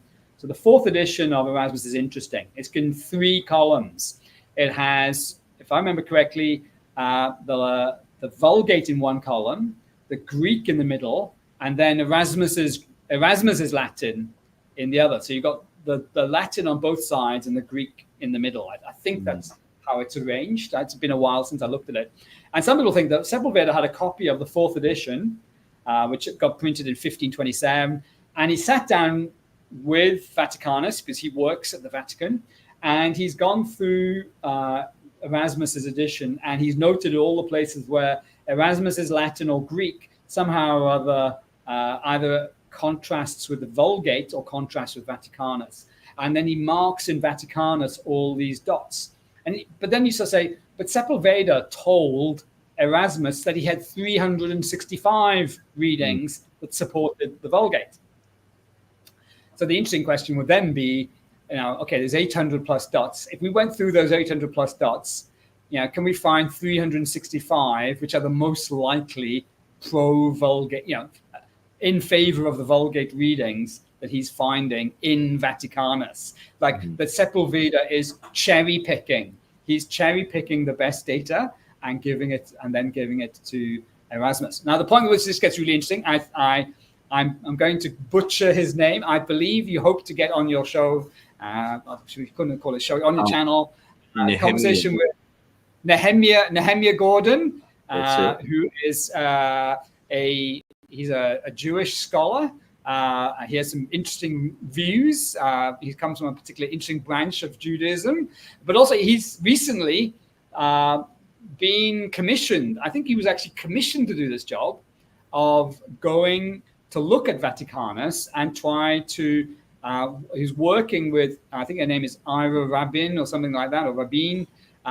They work from a couple of universities in Europe, and they're doing scanning for the precise kind of chemical composition and colors of the different inks that you can find in Vaticanus. So they're looking at all the different letters, all the different notes people have written on the sides, all these distigmi in the margins. There's the evidence of at least 30 different people have written on Vaticanus over the years. And looking at all these kind of levels of the original scribe, the correctors, the people who've cleaned up the manuscript at various points, they're looking at all these inks and trying to work out which inks are older, which ones are newer, using some multispectral imaging techniques and that kind of stuff. And what I was not there, but at a conference last November in the States, the two of them presented 2 papers, one each, on looking at the distigmi and trying to date them. And the provisional result that they have announced at the conference was they thought that distigma are likely to be from the 16th century, that they are they plausibly could be from the period of Sepulveda or Bombast or someone like that. I know, but I don't know the details, that Philip Payne, who we mentioned earlier, has been at them since that conference and kind of cross-questioning them about how they did their work and stuff. And Gordon and Rabin, both of them are meant to publish the published version of their findings sometime maybe this year. But we're already in August. We're already in September, so who knows whether it'll be this year, maybe next year. They meant to publish their results properly. It'd be interesting to see what those published results look like. So what they're doing is they're looking at the different layers of layers of ink that are used, and they're looking at the chemical composition of the ink, and they're trying to give relative dating, younger versus older. They can't give absolute dating. They can't say exactly how old each ink is, but they can say, they can tell which inks are younger or older in the layers, as it were. It'd be interesting to find out how old those distigmi are. But it's also not just them. There's a whole bunch of other things in the text which will give us a bit of a clue as to how old it is. One of the other controversial result, and this is really underplayed, Vaticanus, you may or may not know, you probably do, Nick, anyway. Vaticanus got re-inked It was they wrote out the whole manuscript, and then at some point it faded, and somebody went over it again. They retouched pretty much the whole manuscript. So I had to go through the whole thing again. Rabin's paper, or Rabin, how she pronounces her name, suggests that the period of time in between the original ink and the retouching, that time period is much smaller than previously thought. And that it's not like centuries and centuries later. So the standard scholarly view has been that the manuscript was written in like the 4th century and the retouching happened in like the 7th, 8th, or 9th century, something like that. But Rabin is saying, no, actually the time period between these two things could be much less. Now it'd be interesting then to say, well, okay, then now we're getting into the dating of Vaticanus question. Well, does this mean that Vaticanus is not as old as people have thought? Maybe because the undertext might not be quite as old as people think? Or was the retouching done a really long time ago? There's all kinds of interesting discussion to be had about that. Vaticanus is a fascinating, whatever your view about it and the rights and wrongs of whether it should be used as the basis of our Bibles today, as a document, it is a fascinating document. Whatever your view is on the manuscript itself. Yeah, absolutely. No, that's really, really good information. And so, a few weeks back, I asked you on Facebook, I said, are there any scholars in the academy who doubt that Delitzsch's manuscript find of the Book of Revelation with Reuchlin's name on it? Is there anyone who doubts that story? And so you answered and sort of said you don't know of anyone, but yeah, to be true, that's still I don't know. That doesn't mean there isn't. I do know there are people who have questions. I was reminded of one who so just in the general field of bibliology and the text question. Dr. Jeff Riddle has been willing to say, maybe there's a question there that's worth investigating. That is this the correct identification or not? So I think he wrote an article a few years ago called Erasmian Anecdotes, and he dealt with two of the famous one, the rush to print anecdote and the wager about the comma Johannaeum. How do you say that? Tongue twister for me. I speak Welsh, and in Welsh we have very, very long words, and I have no problem with them at all. But when it comes to English and Latin and Greek, occasionally I do get problems. But Jeff Riddle, he in passing just says, it's a question that's probably worth investigating a bit further. How secure is this identification of? So GA. So these days it's called GA 2814. 2814 is the manuscript, which is commonly believed by academic scholars today as being the manuscript that was used by Erasmus as his main manuscript, and probably his only manuscript that he had in Basel in the print shop while he's working with Fobin, actually printing the thing. That's the only manuscript he had his hands on. I think in let's call it mainstream academia, I'm not particularly aware of anyone who'd be seriously questioning that today. I know the Hoskier was scratching his head about the question a little bit back in the early 20th century, and Hoskier's way of writing that big book on Revelation is interesting. It's kind of like a bit of train of thought, because there's a couple of places where he kind of changes his mind on a couple of issues as he works through the data, but he's already written it down and he doesn't revise it. I think there's a couple of places where he has a kind of I wonder kind of thing, or maybe sort of suggestions about other possibilities. But after Hoskier, I don't know of anybody who'd be vaguely in the mainstream who'd seriously question 2814. But yeah, there are people who are willing to ask the question. And I think it's okay to ask the question. It's fair to go back to these discussions. In 1861, Delitzsch looks at this manuscript and says, hey, this manuscript fits the description that we know from what Erasmus wrote and what other people said. It fits, and you look at it and say, well, and it makes sense. Tregelles, here's what Delitzsch says, can I come and visit? And Delitzsch says, I still got the manuscript in my house. Just pop over from England, come to Germany, have a look. He has a look, and then the two of them published a second round in 1862 or whatever.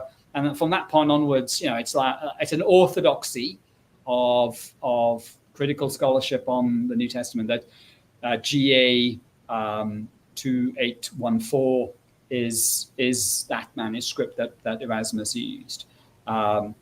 Now, since that conversation I had with you, I did manage to get hold of, I knew there was this book. I knew it was in German, and my German, it only goes so far, really, to be able to identify what the title is saying. If I see the book's title, I kind of know what it's talking about. But if you sat me down and I try to read, my German's not that good. But Google Translate or DeepL, they'll come to your rescue. I managed to get a hold of a copy of a book that's been published on 2814 by the guys who've been editing the Editio Critica Major, the ECM volumes on Revelation. They edited a whole book on that manuscript in 2020. Wow. It's pretty expensive. It's all in German. It's all in German except for one chapter in English, which is not an interesting or particularly useful chapter from the point of view of textual criticism. It's an interesting chapter for other reasons. But it just looks at the whole history of this manuscript and the way it came into how it was written in Greece, bought in Constantinople by John of Ragusa, who was a cardinal at the Council of Basel, how Ragusa brought it back to Basel, how later Reuchlin, so Johannes Reuchlin, the Hebraist, he borrowed it from the monastery in Basel and had it in his possession for some period of time, and how Erasmus begged to get it back from him because he needed it to publish his New Testament, and all that kind of stuff. And then there's all kinds of details about, the text, what kind of text is it, and all that, all the annotations, just like with Vaticanus, where you've got like annotations in the margins, all kinds of things that have been written by different people in the margins over the years, and trying to work out what relationship this has to Erasmus's project, and then what happened to, and why it went lost. Where did it go for in between 1519, because we think Erasmus still had it for his second edition. What happened to it? Where did it go? And these guys have managed to pretty much piece together the whole story of what's happened. So it's a really interesting book. I'd say if you've got a German-speaking friend, or if your German's much better than mine, and if there's somewhere or other getting hold of it, it's probably worth having a good look at. So they do support the academic orthodoxy, and they've even got a couple of extra arguments up their sleeves about why they're pretty certain this is the manuscript that Erasmus used. Then the next question then comes, how many manuscripts did Erasmus use? And Erasmus tells us that in Revelation, certainly for the second edition onwards, the Aldine edition was also consulted. So, there comes a point where, okay, when he did the first edition, he seems to be saying he had one manuscript, but clearly as you go down the line, he says he has other manuscripts. Now, the debate is then going to be, how much influence did this one manuscript have? How much influence does the Aldine edition have? How much influence does the Complutensian Polyglot? That's the other thing. Erasmus later on, a few years later, gets a copy of the Complutensian, and he uses that to revise some of his later editions. So I think certainly by the fourth edition, maybe even by the third, he's using the Complutensian edition to revise his entire New Testament from beginning to end. So Codex GA 2814, interesting. And I think, I think it'd be worth having a look at. So it's the guy did the editor, the same editor as the ECM volume. So Martin Kara, however they pronounce his name, and he's the German is der Codex Reuchlins zur Apocalypse. Sorry, I'm doing a silly accent while I'm saying it. So that's just Reuchling's Codex of the Apocalypse or of Revelation, Codex 2814. So I'll do a couple of previews just so you know things that they come up with.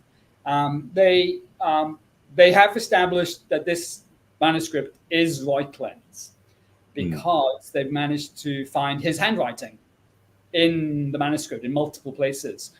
He writes annotations. He makes comments in the margins at various points.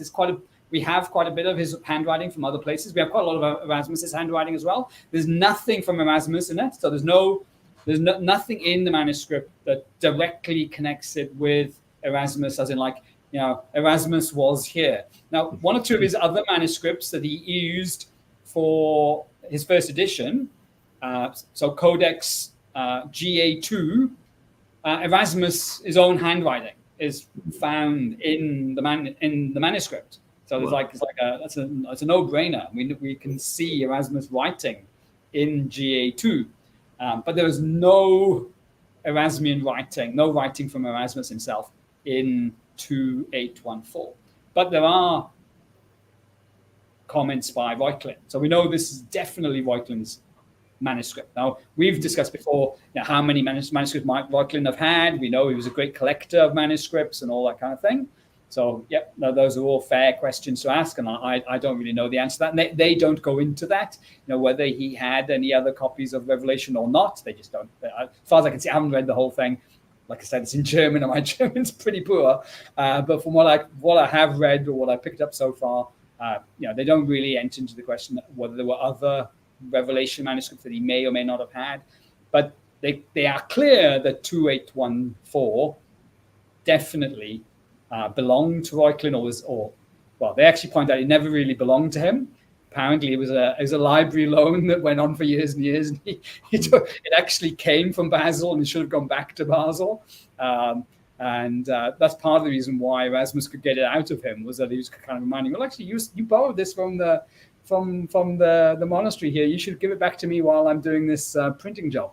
But we can connect it to Reuchlin quite directly. And the other thing that's interesting, so I said GA2, that's the manuscript that Erasmus definitely used for the Gospels, for Matthew, Mark, Luke, and John. And it's just multiple reasons why it's clear, including the fact that his handwriting in Greek is found in multiple pages of this document, and you can connect it with the New Testament that the printed New Testament he put together. The other thing is that when Erasmus got GA2, he got the bindings, he removed the bindings, and he pulled the manuscript apart into sheets, and then he worked directly with the sheets, and they probably took the sheets into the printing office, and they worked from those sheets directly to set up the printing forms. And it looks like initially they did the same thing with 2814. They unbound it because both GA2 and GA2814 have been rebound. And they've actually been able to identify, this is what crazy stuff people can do, they've been able to identify the book binder. And actually, the book bindings on the two manuscripts are basically the same. So they got new bindings from the early 16th century from an identified bookbinder who was working in Basel, and they've even got the same stamped patterns on the leather covers. So the connection of 2814 with the printing of the New Testament I think is pretty certain. Now, beyond that, we both know, the two of us know that Erasmus says things like, in some places he says, I had one manuscript. And in another place he says, but in the Greek manuscripts, plural, it says, blah, blah, blah, blah. So at some points he's talking about one manuscript, and then at other points he talks about multiple manuscripts. So, what's going on there? And that's why there is the possibility for this debate, a discussion about, okay, so maybe he did have 2418, and that is maybe the main manuscript he was using. But he does say there's other manuscripts. And how do we account for that? Now, you won't like Kara's answer. Kara's answer is quite forthright. Kara thinks Erasmus is kind of fibbing at this point. and you'll know that this is not the first time that people have accused Erasmus of doing this. Now, I would say myself, I'd like a little bit more evidence that Erasmus is definitely fibbing. Myself, I'm pretty sure. I said earlier that Erasmus says he had 4 manuscripts in the UK, in England, in Cambridge, when he was there in 1512 to 1514, and he had 5 manuscripts in Basel. So 2418, I'm pretty sure, is one of those manuscripts in Basel. But I'm fairly certain it is. Okay, but we're also fairly sure that one of the manuscripts he had in England is GA 69. Now, GA 69 is actually a whole New Testament. It's a relatively rare example of an entire New Testament from beginning to end. And there are 3 other manuscripts which we don't know what they are. We don't, so we can try to guess or whatever, but we don't know what they were.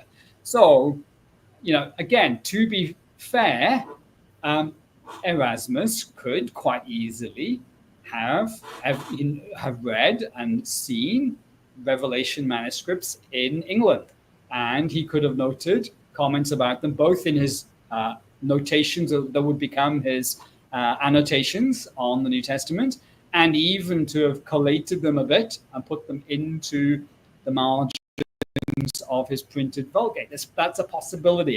I say we have to entertain that as a possibility. The question is then, well, how much evidence is there of this? How likely is that? And that's where the debate will be, and that's where different scholars, whether you're academic scholars or whether you're independent scholars, we can all kind of have fun debating that question as to whether or not these other manuscripts would have had an influence. And again, I know there are different views about the Aldine edition and what did Erasmus know and when did he know it and all that kind of thing. Personally, I'm going to be really boring. I'm going to be very orthodox critical scholar and say, yeah, it looks to me like Erasmus printed in 1516, and the Aldine got published in 1518. So surely the Aldine wasn't influencing him 2 years in advance. But I have seen people out there make various claims about what access Erasmus may have had to the work that Aldus was already doing or the work that Arcellanus was already doing. Yeah, okay. If somebody wants to try to make a case, it'd be interesting to see the case. Yeah. Sorry, that was I'm terrible. People say that your videos are really long. I'm terrible at giving really long answers. Sorry, Nick. You should interrupt me. Don't just say that I'm interesting. You should give me a poke. No, it's really good. I'm really fascinated by that, and I've looked at a lot of what Jan Kranz has said about that manuscript, and it's very interesting. And I think so I noticed that on your Facebook you just released today an update of your PDF on the last 6 verses of Revelation, and so you've got all the Greek editions side by side. And so, did you want to talk about that a little bit? Yeah. So look, this question of the last 6 verses of Revelation is a big question. I suspect that I'd already seen your page in Textus Receptus Wiki, where you have a page on the last 6 verses. And one of the things you do there helpfully is you actually do present a number of those editions in the, you kind of compare them word for word in the 16th century. Again, the Confessional Bibliology site also has a photograph of Aldus, and at that point, it's only more recently I've actually managed to get hold of the Aldine edition. But at that point, I was able to find on that page, on that website, they had a nice image of the Aldine edition of Revelation. Obviously, I'm interested in the Complutensian Polyglot. I have a PDF of the entire New Testament of the Complutensian Polyglot. And, so I actually did it initially. Yes, it's an interesting question, but this is one of these controversial questions in this whole area about 16th century editions. Did Erasmus back translate or reverse engineer? What did he do? How much of it did he do? Did he just do a couple of words? In one place, he says it was only a couple of words. In another place, he says it was a couple of lines. One or two lines. So, how extensive was this work? Deletion, Tregeles, and critical orthodoxy says, well, it's all the last 5 or 6 verses from verse 16b onwards. Codex 2418. Its Revelation text finishes at verse 16, halfway through the verse. And it's not that it's actually missing all its end. It's just missing a page. It actually has further pages. It's got commentary that goes on beyond that point, but it doesn't have the actual biblical text beyond verse 16. So, there's all this discussion. That's an interesting question to me. At the point I did this initially, it was only about a year ago, my ability to handle 16th century printed Greek text was pretty limited. The Complutensian Polyglot, one of the reasons to be interested in that, it's actually quite a nice font. It's relatively easy to read in comparison with, say, even Stephanus. Stephanus is beautiful. It's a very beautiful text, but actually when you encounter it first, if you've just learned Greek at seminary, you're used to the way it's printed today, wow, half of it you kind of go, what on earth is that? So I actually I did the exercise initially as a learning exercise just to teach myself to be able to read 16th century editions of the Greek New Testament. And that was the initial reason for doing it. But yes, I knew, okay, this is going to be an interesting passage because, it's controversial. So that's why I went through Erasmus. I went through a few different editions of Erasmus. I think I ended up doing all 5. I certainly think I did at least 3 of the 5, if not all 5. I looked at Stephanus, his main edition, the 1550 edition. I looked at a couple of Beza's editions. I looked at Complutensis. There's another edition from the 16th century that's curious called Collines or Collineus, depending on whether you want to his French or his well, if he's French, he's probably isn't Collines. French, again, how do you pronounce French words? You're probably not Colline, probably. I don't know how to say, however you say his name. Anyway, it's Simon Collineus, 1534 edition. I just thought, well, let's just look at all these editions and just compare them on those verses. And it's a way for me to learn how to read these 16th century editions and so forth. What comes out of that fairly clearly is that there is almost all the 16th century editions pretty much largely agree with Erasmus. There's a couple of little tweaks, and by the time you get to Stephanus, it's very settled down. So I think even Erasmus's 5th edition, there's hardly any differences between that and Stephanus. And Beza is almost entirely identical. There's one word in one of Beza's editions where he's got a slight variation, but it's like one word, I think, where he goes from nigh to kai or something like that. So it just provides a simple way of just comparing all the 16th century editions. Now, the outlier really ends up being the Complutensian, which is just different. And then the Complutensian happens to be pretty much the Family 35 text of at that point, what's called the Family 35 text, Wilbur Pickering's edition. So they agree at that point. So what it allows you to do, I was able to compare Erasmus, Aldine, Collineus, Stephanus, Beza, and I included Scrivener. I don't think I did Elzevir. I'm not sure did I? Maybe I did do Elzevir. I've forgotten. And there's one tiny fragment from Valor as well. Valor comments on just one phrase from that patch. So I was just looking at that. So it just provides you with a way of just comparing the different 16th century editions and with the modern text.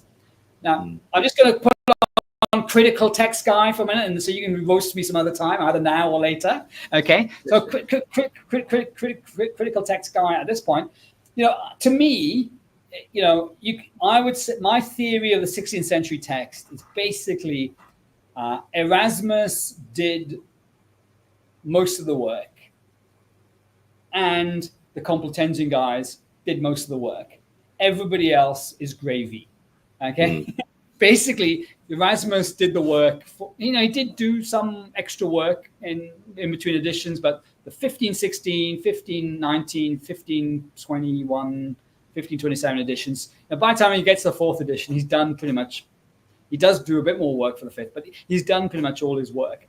And the Complutensian edition, that basically if you just have Erasmus's editions and the Complutensian, you can pretty much explain what's going on almost everywhere else out there amongst the editions. Now, there are things we don't know, and this is one thing I did do for tonight, and I maybe in the last 10 minutes I'll just talk about. There's a list of things things we know we don't know.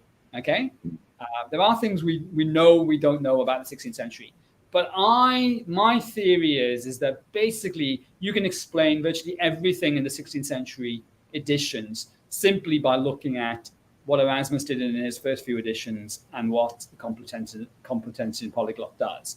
And everybody after that, they're basically looking at Erasmus and they're looking at the Complutensian Polyglot, and they're kind of making decisions as to what they like. Now, it's an oversimplification. I'll say that straight away. Clearly, Beza looked at Codex Beza. He looked at Codex Claromontanus. He looked at the Peshitta. He knew Francis Junius's work and so forth. So, Robert Stephanus got Henry Stephanus to collate the whole pile of manuscripts in the royal libraries and in Paris and so forth. The Aldine, they clearly did some work in Venice. They did do some work in Venice. So there is some other influences coming in, but the majority of our Greek New Testament texts that the 16th century Textus Receptus tradition as a whole is largely can be explained from Erasmus's edition and the Complutensian, and you basically just have various degrees of mixture of those two texts, and they actually slowly merge closer and closer together in future editions of them and so forth.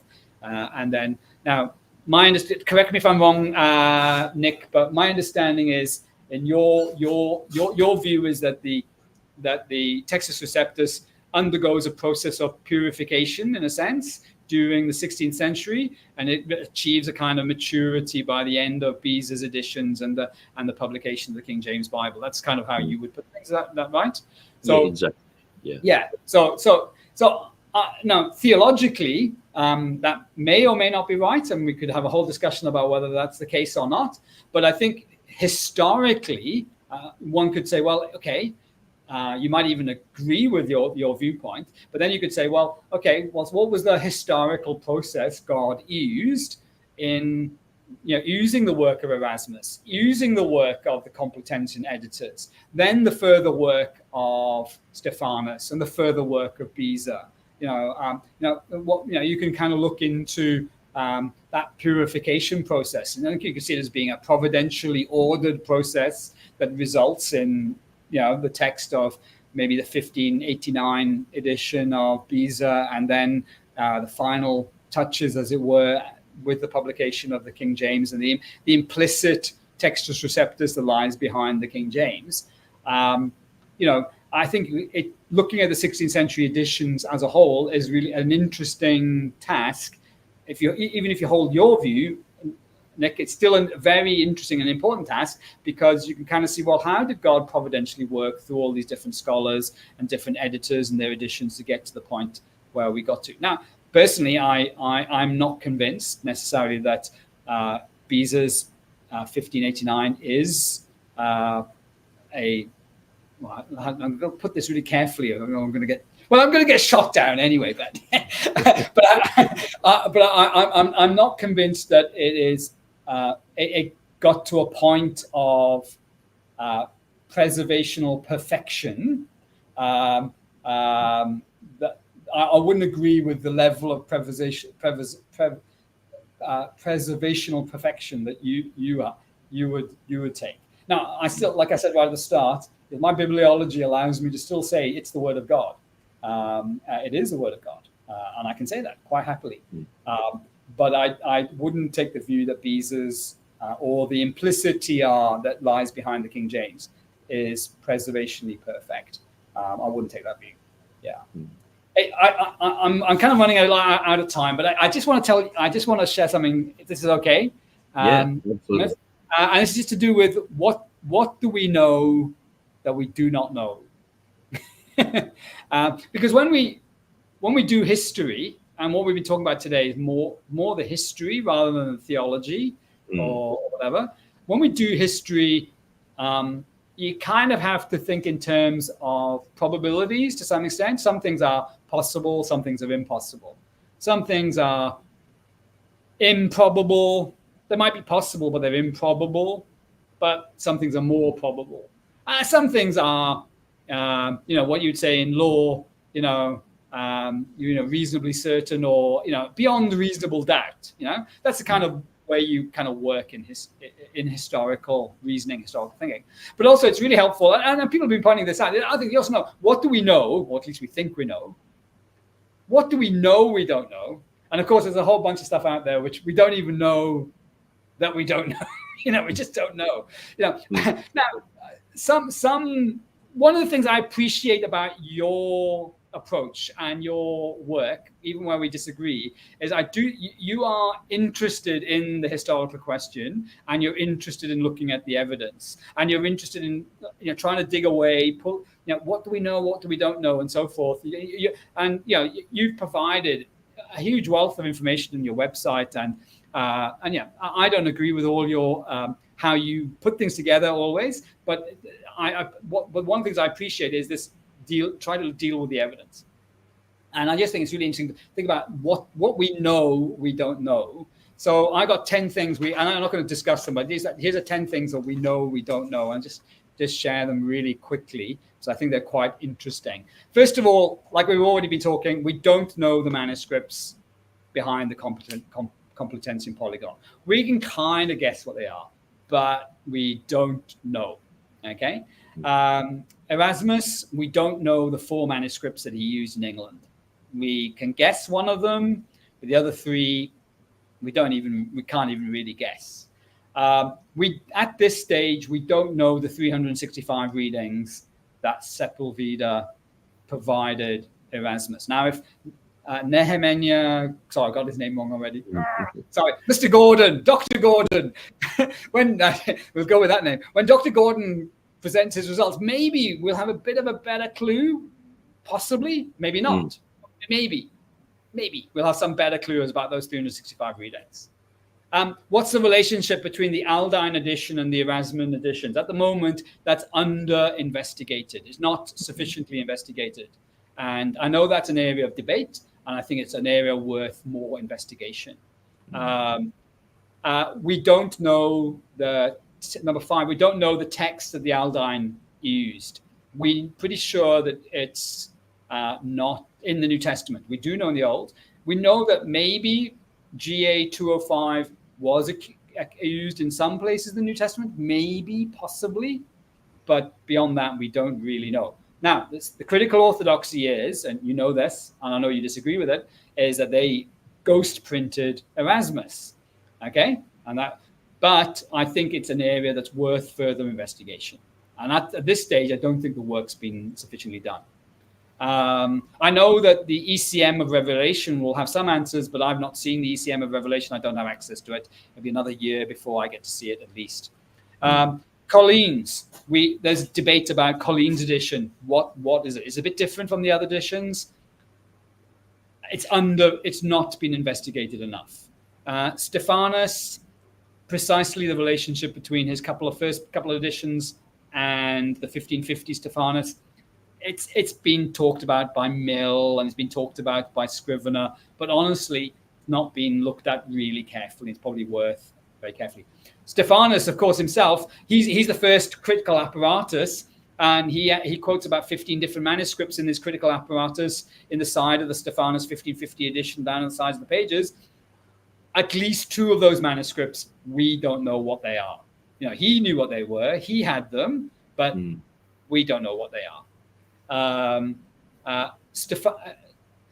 Henri Stephanus Jr., who was his father's research assistant and later Beza's printer, so he kind of became the printer of Beza, he had collation books full of collations of more manuscripts. And we know that Beza had access to those collation books, but we don't have those collation books. So we don't know what extra information Beza had from Henry Stephanus's collations. It's one of these things we know we don't know because we don't have access to it.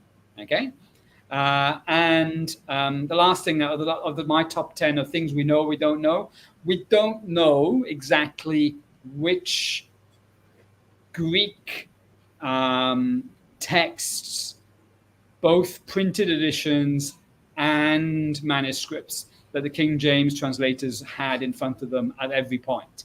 Now, I think you've made a good case, and I'm quite happy to accept your case, that they generally are pretty much all over Beza's 1589 edition mainly, I think. I think you've made a good case for that, and I think that's fair.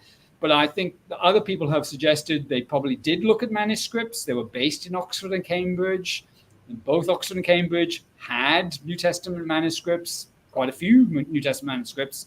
So, there may be, and it's been remarkable, in the last 20 years, a whole bunch of extra information has come out of the woodwork about what the King James translators were doing.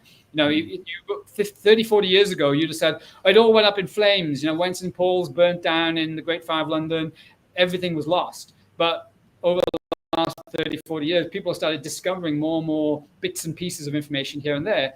And people have been talking about them in various places. I know Christopher Yetzer has been talking about some of this stuff. Bryan Ross has been talking about some of this stuff. I know that, what's his name? Tim, KJV history. Tim, what's his face? Tim Berg. Tim Berg, yeah. Terrible. I know Tim and I talk a bit every now and then online. I should have remembered his surname. Sorry, Tim, if you watch this. But they're all kind of getting into this, and of course they're following in the footsteps of other scholars who've looked at stuff as well. But I'd say that there's, amongst the things we don't fully know is, okay, to what extent might the Oxford Company or the Cambridge Company of the New Testament would have had we've got a couple of Greek manuscripts down in the college, let's go and pull one out and have a look at it. We don't know how much of that went on. Even if they basically use the Beza text, they might still have consulted. So those are some of the things we know we don't know. And I think if we are going to be serious about studying history, whatever our view, whether we are critical or whether we are majority or whether we take a kind of a preservationist, a precise preservationist kind of view, these are the kinds of things that we need to look into if we can, and we may or may not discover more. And in time, who knows? We may even find out things we didn't know that we didn't know. Yeah. Well, Hefin, it's been a great, that those 2 hours just flew by, and I know you've got to move on with your day in the Philippines there, and so, but I've really enjoyed having you on, and maybe we can do this again sometime in the future and pick a topic and just nut it out like we did. And, well, you can do a bit more nutting next time. I'm sure you can push back a bit more against naughty Mr. Jones. Anyway, I look forward to the review of the review. Maybe, who knows? But it's been a pleasure chatting with you, Nick, and I do pray that your efforts to share the good news of the gospel, which I know you're keen to be doing in different contexts. I know you've done so overseas in a few different places as well as in Australia, that God blesses that work. And like I said at the end of the conversation I had with Dwayne, even if we disagree quite strongly on some of these things, and some of these things maybe quite important theological issues. We may have some difference of view as to how important some of these things are, but they are important issues. They're to do with God's word. And, I want to encourage people to take the Bible seriously and to hear what God is saying to us through the scriptures, and particularly what he's saying to us about his son and his work on the cross for us, the salvation that is offered to us through the shed blood of the Lord Jesus Christ. That's absolutely vital. And I know that you're concerned about those things as well. I know you're interested in other important things like bibliology. I'm not going to get into conversation with you about eschatology. You'd win any debate hands down. I'll just sort of give up. I know you're interested in eschatology, but I know that you have a concern for the good news of the gospel getting heard, and I really appreciate that as well, Nick. So thank you for the opportunity to chat. Maybe we'll get to chat again sometime in the future. Yeah, thanks for coming on. I really appreciate your time. Great. Thank you. See you again. No worries. So I'll just let this video continue, and I'll have a bit of a chat. I'll go through the comments. So okay. Yeah, I'll let you show yourself out there. Okay, so I just clicked the leave studio button, I guess. I think that's the one. Brilliant. Okay. Farewell. I'll have a look at the comments later. Yeah, cheers. when I'm feeling ready for it. It'll be all nice. Don't worry about it. Very good. See you. Bye. Yeah. Cheers, Hefin. All right. Well, I really enjoyed that, and Hefin, as you can tell, he knows a lot about the history of the text.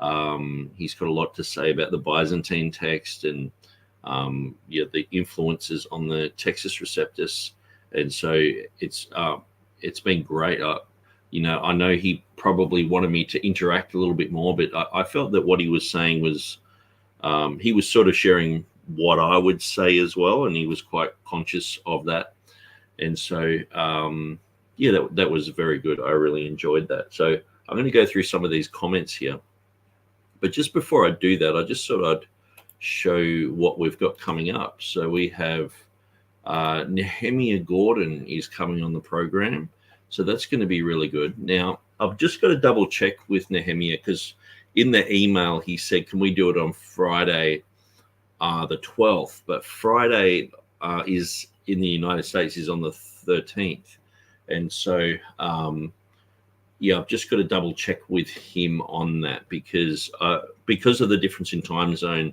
I ended up sort of giving him an option, but he's obviously Jewish, and so his Sabbath came in that period, and so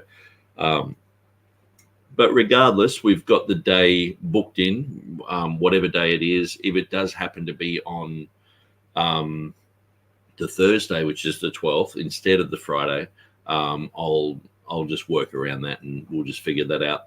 But so I've got Nehemiah Gordon, Jehovah, Revelation, and more. So I'm going to be talking about some of the things that he did with Vaticanus, and obviously there's certain things he can talk about, certain things he can't talk about. Then that's all fine. We'll just scratch the surface there and see what Nehemiah says. But I think one of the important things, actually, I'm not showing the screen there. So I'm so used to this screen being already set up. So I'll just set this up. Here we go. Share there. There we go. That's better. And so Nehemiah's got a lot of interesting points to do with Jehovah, the triadic declaration, the etymology involving the three I ams with the past, present, and future. So it's going to be very interesting to talk to him, talking to someone on that type of level who knows that the name of Jehovah is in the book of Revelation. And so it's quite interesting. Now, obviously, Nehemiah is not a born-again Christian or anything like that. He is a Karaite Jew. And so, but he does associate a lot with Christians who have enjoyed his material on Jehovah, exposing the name of Yahweh as Jupiter, Yahweh Pitta, and that's been quite interesting. So we're going to have a fun time with that. Now I'm going to go through some of these comments here. I'll just call you Mr. It's really hard to read what it says there. So it just says, just chimed in. Interesting to see a critical text guy who doesn't call us all Ruckmanites and flat earthers. Yeah. So, Hefin's definitely a gentleman. Need to hear more from you, Hefin. Would be nice to see you educate some of your critical text kin as well. Yeah, I think I guess there are some guys who, like Peter Gurry for a while, he hung around Robert Truelove's group, as did Elijah Hixson. And me and Elijah Hixson, we had this sort of like not an edit war, but like a post-war that went, there was about 500 comments on this one post. And we were talking about lots of different things, but sometimes in that a lot can come out, so it was quite interesting, and I don't mind doing that, but I think in the end it ended up being quite toxic. And so, but we had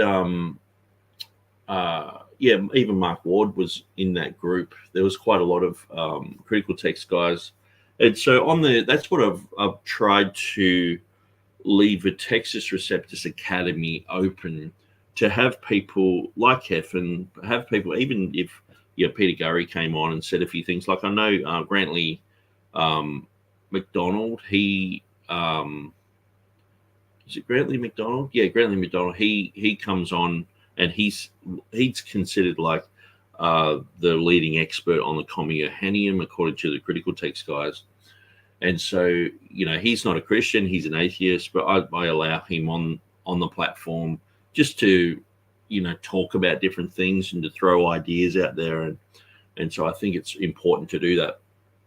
So obviously Hefin is in the Textus Receptus Academy as well. We got Bryan, a socialite, is in the house. Christopher Yetzer is in the house, and he says, my only point with Aldous is that he was preparing to do a whole Bible in Greek in the late 1400s. So it is possible that he had some Greek manuscripts around. I would say, because I'm going through and studying about Aldous in the Byzantine school, I would say that Aldous most definitely had biblical manuscripts. Like when you look at Bessarion, he was in Constantinople, and so he had his whole library there, basically in Venice. It does seem strange to think that they didn't have access to that. But there were so many other people involved and had manuscripts. And I would just say that the amount of Byzantine manuscripts that are around today show that there would have been a lot of manuscripts. And I think that the flood of manuscripts into Europe, Venice was one of the places that was definitely on the side of Constantinople. Constantinople were basically waiting for Venice to save them when the Ottoman Turks overtook the place. And a lot of the refugees, there was approximately 5,000 Greek refugees from Constantinople, Greek-speaking refugees from Constantinople, who were in Venice around the time that Erasmus was there. So I dare say that Erasmus would have been surrounded by Greek-speaking people with the Bible. And even Aldous himself in 1506, he actually printed 6 chapters of the Gospel of John, so which is quite interesting. So Christopher Yetzer says, Erasmus certainly had Valler's work and referenced his readings. So even in the book of Revelation, he does talk about Valler's work. So sometimes I think it's there is a special code he uses for that. It's like an L something. I can't remember what else it is, but it's sort of like, well, that's Lorenzo Valler. And as was mentioned by Hefin, there's up to 5 manuscripts involved there. I'm sort of the point where I'm I'm thinking, I guess because we think that back in those days, manuscripts are a little bit scarce, and I tend to think that there were just hundreds and hundreds of manuscripts around that people could check out, because they obviously didn't have printed editions. So what did they have? They had manuscripts.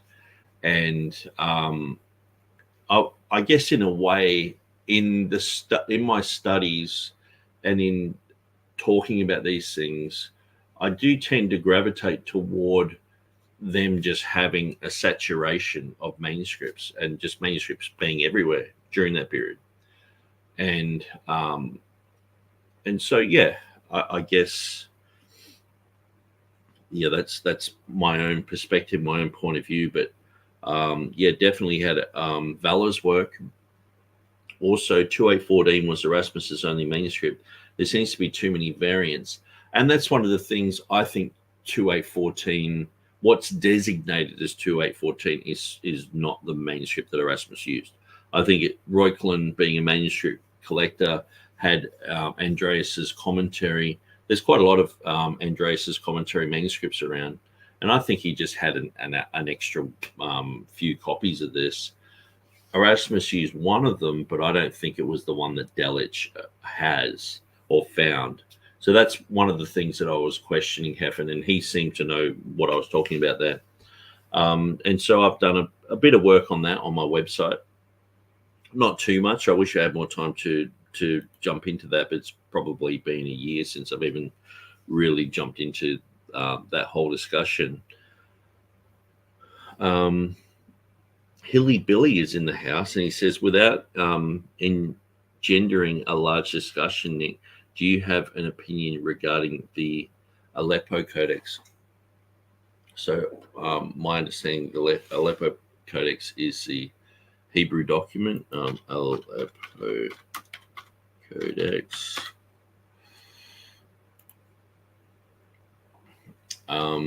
Okay, so it says here, medieval bound manuscript of the Hebrew Bible, around about the 10th century, 920. Yeah, I don't really have an opinion on that.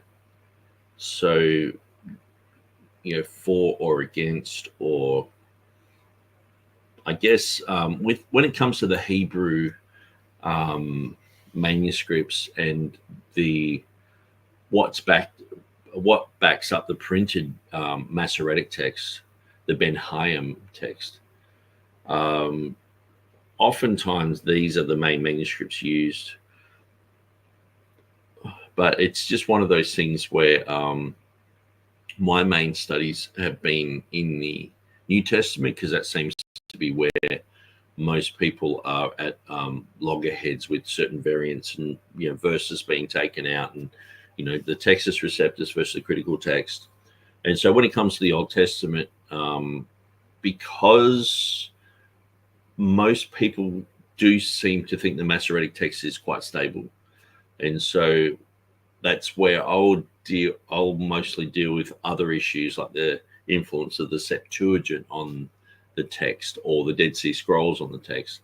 But as far as the text itself and sources for it, I haven't really looked into it that much. I guess I'm trying to sort of put out fires where there's flames, you know what I mean? Like I'm not saying that there aren't issues with the Masoretic text. When I say issues, people have different opinions, but most people believe that the Masoretic text that we have, the traditional text that we have, and sometimes it's even called the Hebrew Textus Receptus, is rather stable in comparison to the battle that's happening over the New Testament. And so Christopher Yetzer is saying, thanks, Hefin. Truth Defenders says Revolution came in only 20 minutes ago. Interesting stuff. Does he have a site? I don't think Hefin has a site. He's quite frequent on Facebook, so that will be an interesting place to go. Or it is an interesting place to go to see what he's got to say about the certain topics. I'm just trying to think of the Facebook group. It's a New Testament textual criticism group, I think. There's one group that's James Snap Jr. and there's another one that's by someone else, but I'm pretty sure I see him in both of them. But you should be able to see him in the Textus Receptus Academy on Facebook. So that's pretty much where he resides online. Berean A Socialite says, really looking forward to your interview with Nehemiah Gordon. I've always been interested in the whole discussion debate about the name of God. Yeah, so that's going to be an amazing time. I'm really looking forward to that. And when I contacted him, I was sort of saying we need to get together, because I don't know anyone who knows as much about Revelation 16:5 as me, and I don't know anyone who knows as much about the name of Jehovah as Nehemiah Gordon. And we sort of come to the same conclusions about the name of God, but from different angles. So he's sort of saying this is just like the sky's blue. He's just stating the obvious in the Hebrew language, where, for me, I don't speak Hebrew. And so it's taking quite a lot of effort to go through, the concepts of Scott Jones and the theophoric names and, looking at all this type of thing and the etymology of Jehovah. And it's taken a lot longer for me to get it, but I have gotten it. And then I've looked at Nehemiah Gordon's material and gone, yeah, he's got it too, sort of thing. And so it's quite an interesting thing that's happened. So that's going to be fun. Berean A Socialite says, I definitely personally agree that Yahweh is a pagan demonic deity. Still makes me feel really uneasy knowing I've received prayer from people who called out on that name of that demon. Well, I would say it's actually just the name of Jupiter. So that's what Nehemiah has pointed out. So Yahweh is Jupiter. Yahweh Pitta is Jupiter Father. So that's, Jupiter is Yahweh Pitta. Yeah.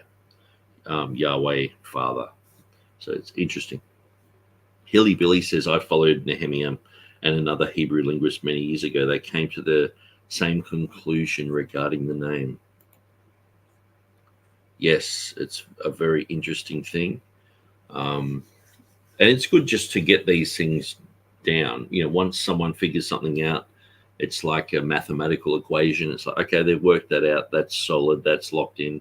And we can move on to the next thing. And so truth is just something that liberates. It sets people free. Bible Highlighter says, we also have to consider the Waldensians. They are said to have given the Reformers a pure Bible as well. Yeah, I know that Stephanus, he talks about them, that they, and I think it was Colonnæus, that they had access to the Waldensians' works and to their writings. And so basically the Waldensians would have covered a huge period, a huge geographical location, because it seems like they were in northern Italy, in France, in around Geneva, the Swiss Alps area. It's a huge area. So I guess they're all labeled Waldensians, but it's just sort of groups that have had to flee to the mountains due to persecution. And over the years, with Rome, with certain armies, with all sorts of things happening, that they simply just had to go into those places. So naturally, they would have had their Bibles, they would have taken manuscripts with them that wouldn't have been corrupted like some of the other manuscripts were corrupted. And so Bible Highlighter says the King James Version is surely the iron that came out of the fire, showing it is indeed the preserved word of God for today. Regardless of the fragmented evidence we have, the King James Version itself is a great witness alone. Yeah, I think a lot of people seem to overlook the King James. I think some people have been quite poisoned against it and see it as a bit of a colonialist thing. There are some people who have a bit of a woke concept about the King James. I'm not saying this about Hefin at all. I'm just saying in general that some people have it's like they dismiss the work that's happened there. I mean, it's the closest thing you've probably got to a church council on what the Word of God is. Oftentimes people's, the cults, SDAs, Jehovah's Witnesses, they say, the Word of God was changed in, the Council of Nicaea and all this sort of stuff. No, it wasn't. There was a bunch of other things discussed. But when it comes to the Word of God, like being, put into a place and decisions being made, having 60 of the best scholars in Europe working on that text, it's like that's not something that should be ignored. It has to be answered. And so, definitely that there is the work of the King James translators is a very important thing. And I don't think people can just overlook it. I listen to some people and they just overlook it like it's, I guess, I might overlook something like the New Living Translation or something, and who translated that, I got no idea, and just sort of overlook the whole thing. It's just like unimportant. And that's what I feel like people do with the King James, that they'll just be talking about Reformation, this and that, and then, King James, yeah, whatever. And it's like, no, that's a huge thing. It's like a boulder right in your way. You can't just dismiss it. You have to deal with it. So Hilly Billy says, I agree, BA, regarding Yahweh. Berean A Socialite says, Jehovah is the name of God. Jesus Christ is Jehovah. Amen. Yeah, amen. Jehovah the Son. Jehovah, emphasis on the Va. Berean A Socialite, yea, in Hebrew, the name is Jehovah. YHVH. Truth Defender says, thank you. Bible Highlighter says, I'm still working on my write-up of 150 reasons for the King James Version being the pure word of God. Yeah, so and if you are, I'm pretty sure your name is Joshua, if you're the one contacting me on my other email, I really appreciate some of the things that you've been putting there and links and stuff like that. I know every now and then I'm just like, hi, how you going? And I answer your emails, but I do look at the stuff that you're sending me. So, and I really appreciate it. Bible Highlight says, looking forward to the discussion with Nehemiah Gordon. Hilly Billy says, Nehemiah used to maintain an email list regarding the new moon watches from Jerusalem. I miss that. And also, that was when he was much thinner and had hair. It seems to be the way of mankind. We just get bigger. Maybe it's something to do with all the processed foods. I know that a lot of the time it's just, people are just eating more and all the rest of it. I know so many people who are struggling just to be fit, going to the gym and pumping weights, and it just seems maybe there is something wrong with our food, or the way it's cooked, or the oils, or something that just makes you balloon out. Because, you look at society compared to what people were like 50 years ago, most people were skinny as. And so anyway, it's a whole different issue. Truth Defender says, any thoughts on P115 and the Mark of the Beast? So I guess that's the 616. I think it's just someone trying to squeeze in that Nero was the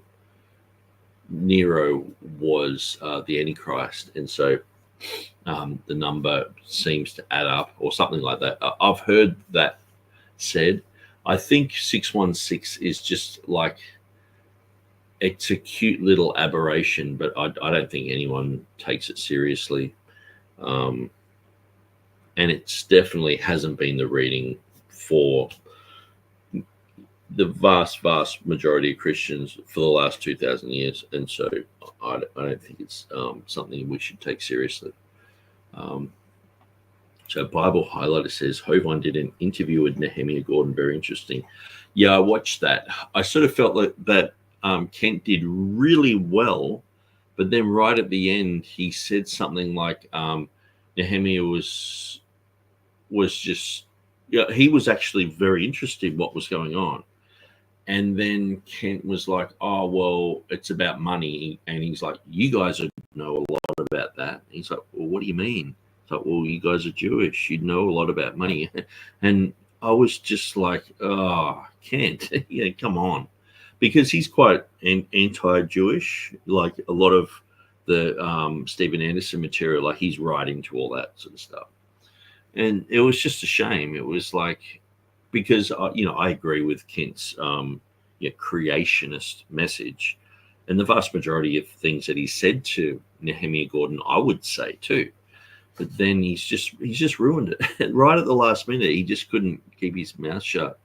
And I thought, what a bad testimony, because here he is almost witnessing to someone, that this is, the creationist message. And then he's just had to have this last dig at him. And I was like, oh man, why'd you do that? Regardless of whether you think it's just nothing, some people find it highly offensive. It's like if you were talking to someone who was a black man and then just using the N word right at the end of your witness, it's like, just don't do that. Look, it's a free world. You can do whatever you want, but it's not going to help. You know what I mean? There are some things people are like, well, I can say whatever I want. It's a free country. And it's like, well, yeah, you can. But when you're trying to win someone to your position, just sometimes it's best just to close your mouth a little bit. That's what I just felt with Ken. So anyway, I enjoyed it right up until that bit. I was like, yeah, he's getting it. He was asking all the right questions. All the right answers coming out. And then anyway, so that dialogue, so Barino Socialite says that dialogue between Hovind and Gordon had flopped at the end of it, sadly. I do like Hovind still. Exactly what I was saying. It rose right up and just went. And if you look at Nehemiah Gordon's videos, usually he's there with whatever flavor of Christian or Jew or whatever, having a good time, like, yay. But with Ken Hovind, he's like, he's got his hand on his head like, no, that this guy's no good. Ken just ruined it. And anyone who listens to that, you can't say that I'm just making this up. You go through and you go, yeah, Ken, just please be quiet. So, yeah, Jason, yeah, that's good. It's good to know. Because sometimes I see these names like Bible Highlighter and I'm like, there might be 3 or 4 people with, Bible Revelation or Bible this and that. And I'm like, so sometimes I just don't know who people are unless they've got the same matching names.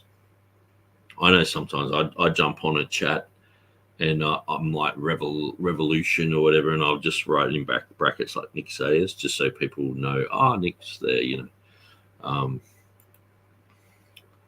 man, I'm too skinny. I used to walk around at 185 pounds, now maybe 130. Well, Bible Highlighter says, in touch with you via Textus Receptus email. That's the one. Barino Socialite says, full preterism is silly. Same with full futurism. Okay. Bible Highlighter says, yeah, Hovind ruined it at the end. Yeah. But it's still good. It's if you can just cut that end bit out, it was interesting. So anyway, I better go because this has gone for 2.5 hours, and it is something that sort of came up midweek, and I'm going to prepare for Nehemiah Gordon's interview. So that's going to be really interesting, and keep us in prayer about that. And if you've got any topics that you want to bring up or you want me to ask, most of the things that people have, or like I asked the question in the Textus Receptus Academy, and most of those things I'm already preparing to ask anyway. But sometimes someone will just say, hey, remember this, this, and this. And so I guess in a way, like I've watched a lot of Nehemiah's material, but there are some things I haven't watched at all. And so there's a whole side of him I don't know. And so maybe someone's watched his stuff and they're like, yeah, I want you to bring this up. This will be really good. So Brilliant Asocialite says, Godspeed, Nick. Hilly Billy says, just don't call him any names at the end. Yeah, definitely won't be doing that. But I think that's it. So I'm going to play my little outro. And thanks for joining us, guys. God bless you. And we'll see you next time.